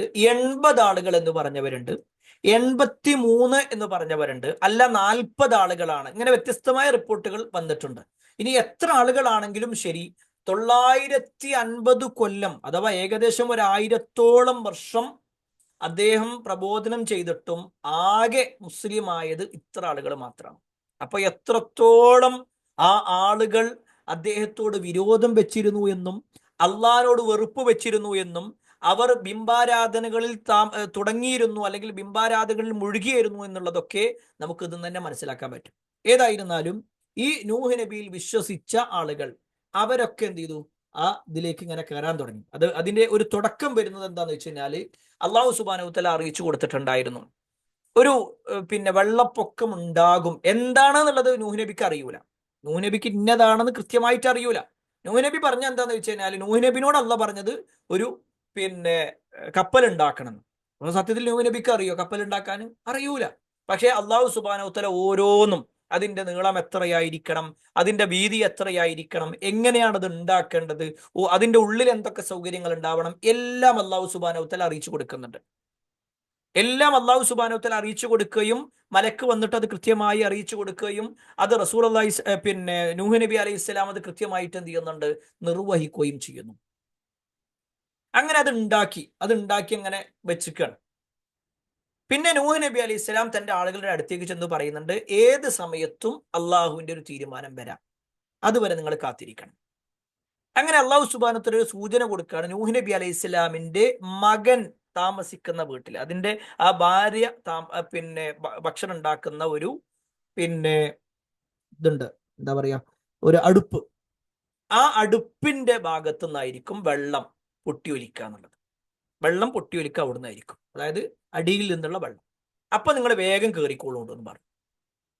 അങ്ങനെ കുറച്ച് ദിവസം കൂടി കഴിഞ്ഞു. വലിയൊരു ചരിത്രം കേട്ടോ, ഞാൻ അതിന്റെ എല്ലാം കൂടി പറയാൻ നമുക്ക് സമയമല്ല, ഇനിയും കുറച്ച് കൂടി കാര്യങ്ങൾ പറയാനുണ്ട്. അപ്പോ അവിടുന്ന് ഇങ്ങനെ വെള്ളം വരാൻ തുടങ്ങി. ഇത് വന്നിട്ട് നൂഹ് നബി അലൈഹി സ്വലാമിനോട് വന്ന് പറഞ്ഞു. നൂഹ് നബി അലൈഹി സ്വലാം വിശ്വസിച്ച ആളുകളോട് എല്ലാവരോടും വേഗം കയറാൻ വേണ്ടി പറഞ്ഞു. അതിനിടയിൽ പിന്നെ ജീവിവർഗങ്ങളിൽ അന്നുള്ള എല്ലാ ജീവിവർഗങ്ങളും, അതിൽ ഒരാണ് ഒരു പെണ്ണ് എന്ന നിലക്ക്, അതായത് ജോഡികളായിക്കൊണ്ട് എല്ലാത്തിനെയും എന്ത് ചെയ്യുന്നുണ്ട്, പിന്നെ അതിലേക്ക് കയറ്റുന്നുണ്ട്. ചില പണ്ഡിതന്മാരുടെ വാചകങ്ങളിലൊക്കെ കാണാൻ പറ്റും, പിന്നെ ഈ മൃഗങ്ങൾ അങ്ങോട്ടും ഇങ്ങോട്ടും ആക്രമിച്ചോ ഇല്ലയോ, അതിന് ചില പണ്ഡിതന്മാരുടെ വാചകങ്ങളിൽ ആ സമയത്ത് ആ മൃഗങ്ങൾ അത്തരത്തിലുള്ള ഒരു മാനസികാവസ്ഥയിലല്ലായിരുന്നു, പലതും ഒരു അസുഖം ബാധിച്ച ഒരു അവസ്ഥയിലായിരുന്നു ഉണ്ടായിരുന്നത്, അല്ലെങ്കിൽ പനി പിടിച്ച ഒരു അവസ്ഥയിലായിരുന്നു എന്നൊക്കെ പറയപ്പെടുന്നു. അല്ലാഹു ആലം. ഏതായിരുന്നാലും ആ മൃഗങ്ങളെ എല്ലാവരെയും കയറ്റി അതിന്റെ കൂട്ടിലേക്ക് കയറ്റി, ഒരു ഒന്നായിട്ട് കയറ്റിയല്ല, ഓരോന്നിനും അതിന്റെ കൂടുകളിലേക്ക് കയറ്റി. എന്നിട്ട് ആ ആളുകളും കയറി. ഏറ്റവും അടിയിലെ തട്ടില് മൃഗങ്ങള്, അതിന്റെ മുകളിലെ തട്ടിൽ അഥവാ നടുവിലുള്ള തട്ടില് മനുഷ്യന്മാര്, അതിന്റെ ഏറ്റവും മുകളില് പക്ഷികള്. കാരണം അന്ന് പക്ഷികൾക്കാണെങ്കിൽ പറന്നു പോകുക എന്ന് പറഞ്ഞാൽ എത്ര പറക്കാൻ പറ്റും, കാരണം വെള്ളം ഇങ്ങനെ കൂടിക്കൊണ്ടിരിക്കണം. അങ്ങനെ അള്ളാഹുവിന്റെ പരീക്ഷണം അവരിലേക്ക് വന്നു. അടിഭാഗത്ത് നിന്ന് വെള്ളം ഇങ്ങനെ പൊന്താൻ തുടങ്ങി. നീരെല്ലായിടത്തുനിന്നും നീരുറവകൾ ഇങ്ങനെ വരിക, ഉറവ ഇങ്ങനെ പൊട്ടിപ്പോരും, എല്ലാ ഭാഗത്തുനിന്നും ഉണ്ടാകാം. അത് പോരാഞ്ഞിട്ട് ആകാശത്ത് നിന്നാവട്ടെ മഴയും പെയ്യാം. മുകളിൽ നിന്നും അടിയിൽ നിന്നും വിണ്ണിൽ നിന്നും മണ്ണിൽ നിന്നും വെള്ളം വന്നുകൊണ്ടേയിരുന്നു. വെള്ളം ഇങ്ങനെ പൊങ്ങാൻ തുടങ്ങി. അപ്പോഴും ആളുകളും, ഈ നൂഹ് നബി അലൈഹി സ്വലാമും ആളുകളൊക്കെ കൂടി വേഗത്തിലേക്ക് പോകുമ്പോഴും ആളുകൾ പറഞ്ഞു, എന്താണ് നൂഹ, ഒരു ചെറിയൊരു മഴ ഇതിപ്പണേക്ക് ഓടുക, വേഗം അതിൽ പോയി കുത്തിരിക്കുക എന്ന് പറഞ്ഞിട്ട് കളിയാക്കി. പക്ഷെ നൂഹ് നബി അലൈഹി സ്വലാം അപ്പോഴും ഒന്നും പറഞ്ഞില്ല. അങ്ങനെ നൂഹ് നബി അലൈഹി സ്വലാമും അദ്ദേഹത്തിന്റെ കൂടെ ഉണ്ടായിരുന്ന ആളുകളെല്ലാവരും അതിൽ കയറി. പക്ഷേ ആ സമയത്തും കയറാത്ത ചില ആളുകളുണ്ട്. അതും നൂഹ് നബി അലൈഹി ഇസ്ലാമിൽ പെട്ട ആളുകൾ ഉണ്ടായിരുന്നു. ഇവിടെ ഈ വാഹനത്തിൽ കയറുന്ന സമയത്തുള്ള പ്രാർത്ഥന ഉണ്ടല്ലേ, നമ്മളെല്ലാവരും നടത്താറുള്ള ഒരു പ്രാർത്ഥന അല്ലേ, സുബ്ഹാനല്ലദീ സഖറ ലനാ ഹാദാ വമാ കുന്നാ ലഹു മുഖ്രിനീൻ വ ഇന്നാ ഇലാ റബ്ബിനാ ലമുൻഖലിബൂൻ എന്ന് പറയണേ. ഈ പ്രാർത്ഥന ആദ്യമായി നിർവഹിച്ചത്, അല്ലെങ്കിൽ ഖുർആനിൽ നമ്മൾ പരിശോധിച്ചാൽ, പ്രമാണം നമ്മൾ നോക്കിയാൽ ആദ്യമായിട്ട് നിർവഹിച്ച ആള് അത് പിന്നെ നൂഹ് നബി അലൈഹി സ്വലാം ആണ് എന്നുള്ളത് നമുക്ക് കാണാൻ പറ്റും. നൂഹ് നബി അലൈഹി സ്വലാമിന്റെ പ്രാർത്ഥനയിൽ പെട്ടതാണിത്. സുബ്ഹാനല്ലദീ സഖറ ലനാ ഹാദാ വമാ കുന്നാ ലഹു മുഖ്രിനീൻ വ ഇന്നാ ഇലാ റബ്ബിനാ ലമുൻഖലിബൂൻ. ഇൻഷാ അല്ലാഹ് നമുക്ക് നമ്മളെ മനപ്പാഠം ആക്കാനുള്ള പ്രയറിൽ ഈ ഒരു ഭാഗം നമുക്ക് എന്ത് ചെയ്യാം, വിശദീകരിക്കാം. ഓൾറെഡി നമുക്ക് എല്ലാവർക്കും അറിയുന്നതായിരിക്കാം, എങ്കിലും നൂഹ് നബി അലൈഹി സ്വലാമാണ് ഇത് ആദ്യം നിർവഹിക്കുന്നത്. അദ്ദേഹത്തിന്റെ ആ ഒരു അദ്ദേഹത്തിന്റെ ആ ഒരു കപ്പലിൽ കയറുന്ന സമയത്താണ് ഈ ഒരു പ്രാർത്ഥന നിർവഹിച്ചത് എന്നും അദ്ദേഹം ജനങ്ങളോട് പ്രാർത്ഥിക്കാൻ വേണ്ടി പറഞ്ഞു എന്നുള്ളതൊക്കെ നമുക്ക് ആയത്തുകളിൽ കാണാൻ പറ്റും. സൂറത്തു സുഹ്റുഫിലെ 12, 13, 14 ആയത്തുകളിലാണ് ഈ വിഷയം വന്നിട്ടുള്ളത്. ഇങ്ങനെ അദ്ദേഹം കയറി, വിശ്വാസികൾ കയറി, അതേപോലെ തന്നെ ജീവവർഗങ്ങൾ കയറി, പിന്നെ പക്ഷിവർഗങ്ങൾ കയറി, എല്ലാത്തിനും കയറ്റി. പക്ഷെ അപ്പോഴും കയറാത്ത ഒരാളുണ്ടായിരുന്നു, അല്ല 2 പേര്. നൂഹ് നബി അലൈഹി ഇസ്ലാമിന്റെ ഏറ്റവും അടുപ്പക്കാരായ 2 പേർ. ഒന്ന് അദ്ദേഹത്തിന്റെ ഒരു ഭാര്യയാണ്, മറ്റൊന്ന് അദ്ദേഹത്തിന്റെ ഒരു മകനാണ്. ഈ ഒരു ഭാര്യ എന്ന് പറയാനുള്ള കാരണം, അദ്ദേഹത്തിന് ഒന്നിലധികം ഭാര്യമാരുണ്ടായിരുന്നു എന്നുള്ളത് ചില ചരിത്രങ്ങളിൽ വായിച്ചിട്ടുണ്ട്. ഏതായിരുന്നാലും അദ്ദേഹം അവിടുന്ന് തൻ്റെ മക്കളെ വിളിക്കുന്നുണ്ട്, തൻ്റെ മകനെ വിളിക്കുന്നുണ്ട്, തൻ്റെ കുടുംബത്തിനെ വിളിക്കുന്നുണ്ട്. ഇതിലേക്ക് കയറിക്കോ, നീ ഇതിലേക്ക് മാറിക്കോ, നിനക്ക് ഇപ്പോഴും അവസരമുണ്ട് എന്ന് പറഞ്ഞു. അപ്പോഴും ആ മകൻ എന്താ പറഞ്ഞത്, എനിക്ക് ആ ഒരു വലിയ മല കണ്ടില്ലേ, ആ മല, ആ കുന്നിന്റെ മുകളിൽ കയറിയിട്ട് ഞാൻ രക്ഷപ്പെടും, എനിക്ക് വേണ്ട, എനിക്ക് നിങ്ങളുടെ ആവശ്യമില്ല, എനിക്ക് നിങ്ങളുടെ ആവശ്യമില്ല. തൻ്റെ മുന്നിൽ വെച്ചുകൊണ്ട് തൻ്റെ മകൻ മരണപ്പെടുന്നത്, മുങ്ങി മരിക്കുന്നത് നൂഹ് നബി അലൈഹി സ്വലാം കണ്ടു. ആ സമയത്ത് നൂഹ് നബി അലൈഹി സ്വലാമക്ക് വല്ലാത്ത വിഷമുണ്ടായി. വനാദാ നൂഹുൻ റബ്ബഹു. ആ സമയത്ത് നൂഹ് നബി അലൈഹി സ്വലാം അള്ളാഹിനെ വിളിച്ചുകൊണ്ട് പറഞ്ഞു, റബ്ബി ഇന്ന ബിനി മിൻ അഹ്ലി, റബ്ബേ എൻ്റെ മകൻ എന്നുള്ളത് എൻ്റെ കുടുംബത്തിൽപ്പെട്ടതല്ലേ, വഇന്ന വഅദക ലഹഖ് വഅൻത അഹ്കമുൽ ഹാക്കിമീൻ, നീ എന്നോട് വാഗ്ദാനം ചെയ്തിട്ടില്ലേ, നീ പറഞ്ഞ വാഗ്ദാനം സത്യമല്ലേ, നീ വിധികർത്താക്കളിൽ ഏറ്റവും നല്ല വിധികർത്താവല്ലേ, അതുകൊണ്ട് എൻ്റെ കുടുംബത്തെ രക്ഷപ്പെടുത്താന്ന് പറഞ്ഞിട്ടില്ലേ, എൻ്റെ മകനെ നീ രക്ഷപ്പെടുത്തണ്ടേ. ആ സമയത്ത് അല്ലാഹു സുബ്ഹാനഹു വ തആല പറയാണ്, യാ നൂഹ് ഇന്നഹു ലൈസ മിൻ അഹ്ലിക്, നൂഹേ നിന്റെ മകൻ ഒരിക്കലും നിന്റെ കുടുംബത്തിൽപ്പെട്ടവനല്ല. ആ വാക്ക് നേരെ ശ്രദ്ധിച്ചോ. വിശ്വാസമില്ലാത്ത തോന്നിവാസികളായി ജീവിക്കുന്നവരൊരിക്കലും വിശ്വാസിയുടെ കൂട്ടത്തിൽ ഉണ്ടാവൂല. വാപ്പയും ഉമ്മയും മുസ്ലിമായി എന്നുള്ളത് കൊണ്ട് മകൻ മുസ്ലിം ആവണമെന്നില്ല, അവന് അള്ളാഹിന്റെ അടുക്കൽ പരിഗണന ലഭിക്കണമെന്നില്ല. മറിച്ച് ഓരോ വ്യക്തികളും ചെയ്യണം. ഇവിടെ നമ്മൾ സാന്ദർഭികമായിട്ടൊരു കാര്യം, ഒരു ചരിത്രം, 1-2 കാര്യങ്ങൾ ഇതിൽ ചേർത്ത് പറയാനുണ്ട്. ഒന്നാമത്തത്, ഒരു പ്രവാചകനായിട്ട് കൂടി എന്തുകൊണ്ട് നൂഹ് നബി അലൈഹി ഇസ്ലാമിന് തന്റെ മകനെ മാറ്റാൻ കഴിഞ്ഞില്ല? പല ആൾക്കാരും പറയാറുണ്ട് നൂഹ് നബി അലൈഹി ഇസ്ലാമിന്റെ മകനും അങ്ങനെ തന്നെയല്ലേ. നമ്മളെ കുട്ടികളൊക്കെ എന്തെങ്കിലും മോശത്തരം ചെയ്യുമ്പോൾ നമ്മൾ പറയുന്ന ന്യായമാണത്. പക്ഷെ അവിടെ നൂഹ് നബി അലൈഹി ഇസ്ലാമിന്റെ ഉത്തരവാദിത്തം നമ്മൾ നിർവഹിച്ചിട്ടുണ്ടോ നമ്മൾ പരിശോധിക്കണം. അവിടെ നൂഹ് നബി അലൈഹി ഇസ്ലാമിന്റെ കുറ്റമല്ല അത്. എന്തുകൊണ്ടെന്നും കൂടി പറഞ്ഞുതരാം. അതിൽ ഒന്നാമത്തെ മറുപടി എന്താന്ന് വെച്ച് കഴിഞ്ഞാൽ, ഒരാളെ ഹിദായത്തിലാക്കുക എന്നുള്ളത് അള്ളാഹ്ക്ക് മാത്രം കഴിയുന്ന കാര്യമാണ്. ഓരോരാൾക്കും കഴിയൂല. ഒരാൾക്കും, ഏത് പ്രവാചകനാണെങ്കിലും ശരി, ആ പ്രവാചകന്റെ മകനെയോ വാപ്പയെയോ ഭാര്യയെയോ ഉമ്മയെയോ കുടുംബക്കാരെയോ ഒന്നും ഹിദായത്തിലാക്കാൻ ആർക്കും കഴിയൂല. അത് അള്ളാഹ്ക്ക് മാത്രം കഴിവുള്ള കാര്യമാണ്. അത് അള്ളാഹ്ക്ക് മാത്രം സാധിക്കുന്ന കാര്യമാണ്. ഒന്നാമത്തെ കാര്യം അതാണ്. രണ്ടാമത്തെ വിഷയം എന്താന്ന് വെച്ച് കഴിഞ്ഞാല്, ഒരു പ്രവാചകനാണെങ്കിൽ കൂടി തൻ്റെ ഉത്തരവാദിത്തങ്ങൾ നിർവഹിച്ചാലും ഒരു കുട്ടി നശിക്കുന്നത് പൊതുവെ ഉമ്മമാരുടെ വിഷയത്തിലാണ് എന്നത് ചില വാചകങ്ങൾ നമുക്ക് ഇതിൽ കാണാൻ പറ്റും. നേരെ ശ്രദ്ധിക്കട്ടോ. വാപ്പ നന്നായി എന്നുള്ളത് കൊണ്ട് മകൻ നന്നാവണമെന്നില്ല. പക്ഷെ ഉമ്മ നന്നായി എന്നുള്ളത് കൊണ്ട് മക്കൾ നേരാവാം. ഞാനിത് പറയുമ്പോൾ സഹോദരിമാര് ദേഷ്യം വെക്കരുത്. കാരണം എന്താന്ന് വെച്ച് കഴിഞ്ഞാൽ, ഈ വിഷയത്തിൽ പണ്ഡിതന്മാർ പറയുന്ന ചില വാചകങ്ങളുണ്ട്. ഈ ഒരു ആയത്തും അതുപോലെ തന്നെ ഇമാം ഷാഫി റഹ്മത്തുള്ളാഹി അലൈഹിയുടെ ജീവിതവും ഒക്കെ വിശദീകരിക്കുന്നവരുണ്ട്. ഇമാം ഷാഫി റഹ്മത്തുള്ളാഹി അലൈഹിയുടെ വാപ്പ ചെറുപ്പത്തിലേ മരണപ്പെട്ടിട്ടുണ്ട്. അദ്ദേഹത്തിന്റെ ഉമ്മയാണ് എന്ത് ചെയ്തത്? അദ്ദേഹത്തെ വളർത്തുന്നത്. അത് അദ്ദേഹത്തിന്റെ വിഷയത്തിൽ മാത്രമല്ല, ഇമാം മാലിക്കിന്റെ ചരിത്രം അങ്ങനെ തന്നെയാണ്. ഇമാം അഹ്മദ് ബിൻ ഹംബലിന്റെ ചരിത്രം അങ്ങനെ തന്നെയാണ്. ഓരൊക്കെ എന്താ വെച്ചാൽ ഉമ്മ നോക്കിയ ആൾക്കാരൊക്കെ നന്നായിക്കണം. ഉമ്മ നോക്കിയ ആൾക്കാർ, അഥവാ ഉമ്മ നന്നായി, ഉമ്മ മക്കൾക്ക് വേണ്ടി സൗകര്യങ്ങൾ ചെയ്തു കൊടുത്തു, ഉമ്മ ദീനനുസരിച്ച് ജീവിച്ചാൽ മക്കളും ദീനനുസരിച്ച് ജീവിക്കും. വാപ്പ മോശമായി പക്ഷെ ഉമ്മ നന്നായ എങ്കിലും മക്കൾ നന്നാവും. എന്നാൽ വാപ്പ നന്നായി ഉമ്മ മോശമാണ്, ആ മക്കൾ നേരാവലും കുറച്ച് പ്രയാസം തന്നെയാണെന്ന് പണ്ഡിതന്മാർ വിശദീകരിച്ചിട്ടുണ്ട്. അതുകൊണ്ട് തന്നെ നമ്മൾ ഒരു ചരിത്രം കൂടി അതിലേക്ക് ചേർത്ത് പറയാം. സുഫിയാൻ ഇബ്നു ഉയൈന എന്ന് പറയുന്ന ഒരു താബി പണ്ഡിതനുണ്ട്. അദ്ദേഹത്തിന്റെ വാപ്പ ചെറുപ്പത്തിലെ മരണപ്പെട്ടു. അദ്ദേഹത്തിന്റെ ഉമ്മ ജോലിക്ക് പോയിട്ടാണ് എന്ത് ചെയ്യണത്? അദ്ദേഹത്തെ പഠിപ്പിക്കണത്. ഒരു ദിവസം ഉമ്മ കടന്ന് അധ്വാനിക്കണ കണ്ടിട്ട് ഈ സുഫിയാൻ ഇബ്നു ഉയൈന റഹ്മത്തുള്ളാഹി അലൈഹി പറയാണ്, ഉമ്മ, ഞാൻ ഇനി പഠിക്കാൻ പോണില്ല, ഞാൻ നിങ്ങളെ സഹായിച്ചോളാം. നിങ്ങൾ ഇങ്ങനെ കഷ്ടപ്പെട്ടുകൊണ്ട് നിങ്ങൾ എന്നെ പഠിപ്പിക്കുന്നതിൽ എനിക്ക് ബുദ്ധിമുട്ടുണ്ട്. അതുകൊണ്ട് ഞാൻ അധ്വാനിക്കാൻ ഇറങ്ങാണ്. ഞാൻ എന്ത് ചെയ്യൂല? പഠിക്കാൻ പോകൂല.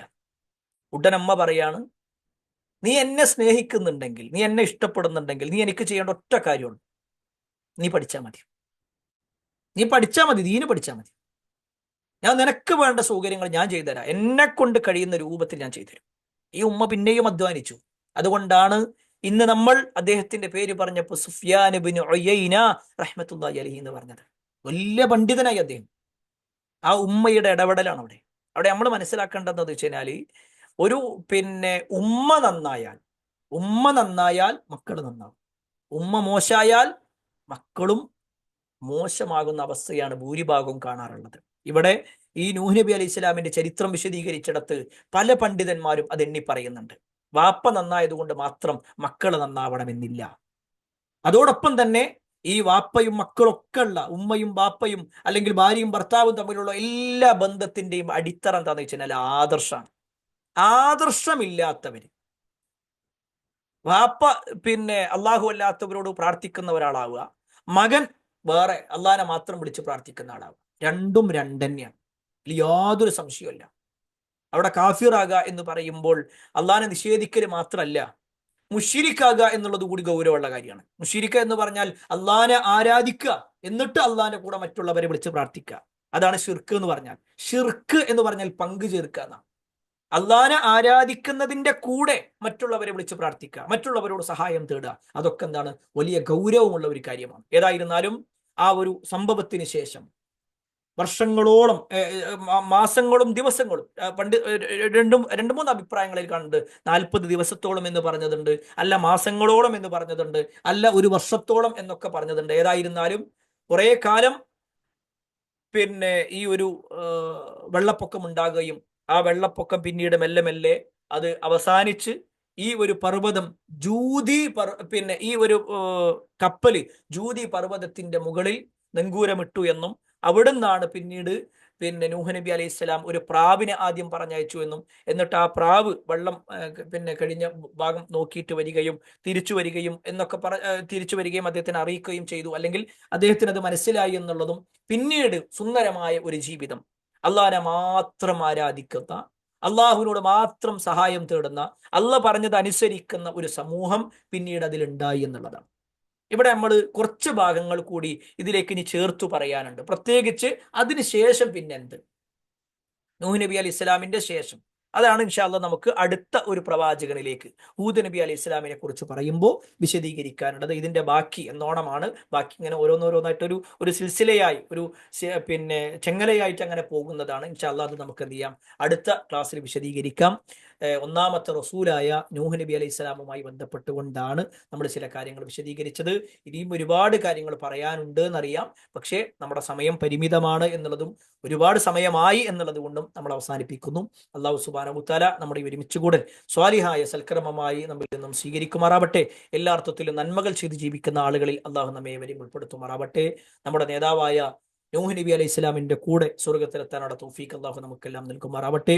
അദ്ദേഹം നിർവഹിച്ചിട്ടുള്ള ആ പ്രബോധനം ഒരു മടിയും കൂടാതെ നമ്മുടെ സമീപത്തുള്ള, നമ്മുടെ കുടുംബത്തിലുള്ള, നമ്മുടെ പരിചയത്തിലുള്ള ആളുകൾക്ക് കൃത്യമായി അത് ബോധ്യപ്പെടുത്തി കൊടുക്കുന്ന രൂപത്തിൽ ആ പ്രബോധനം, ദഅവത്ത് എന്നത് നിർവഹിക്കാനുള്ള ഒരു തൗഫീഖ് അള്ളാഹു നമുക്കെല്ലാം നൽകുമാറാവട്ടെ. നമ്മളാൽ കഴിയുന്ന രൂപത്തിൽ ജനങ്ങൾക്ക് ദീനിനെ അറിയിച്ചു കൊടുത്തുകൊണ്ട് ആ ജനങ്ങൾ അത് സ്വീകരിച്ച് അവരോടൊപ്പം നമ്മളും സ്വർഗത്തിലെത്തുന്ന ഒരവസ്ഥയിലേക്ക് അള്ളാഹു നമ്മെ ഇവരെയും സ്വർഗത്തിൽ പ്രവേശിപ്പിക്കുമാറാവട്ടെ. ഒരുപാട് ആളുകൾ പ്രാർത്ഥന കൊണ്ട് വസിയത്ത് നൽകിയിട്ടുണ്ട്. എല്ലാവരുടെയും പ്രാർത്ഥന അള്ളാഹു സ്വീകരിക്കുമാറാവട്ടെ. വ ആഖിറു ദഅവാനാ അൽഹംദുലില്ലാഹി റബ്ബിൽ ആലമീൻ. അസ്സലാമു അലൈക്കും വറഹ്മത്തുള്ളാഹി വബറകാതുഹു. സുബ്ഹാനക്കല്ലാഹുമ്മ വബിഹംദിക അഷ്ഹദു അൻ ലാ ഇലാഹ ഇല്ല അൻത അസ്തഗ്ഫിറുക വഅതൂബു ഇലൈക്.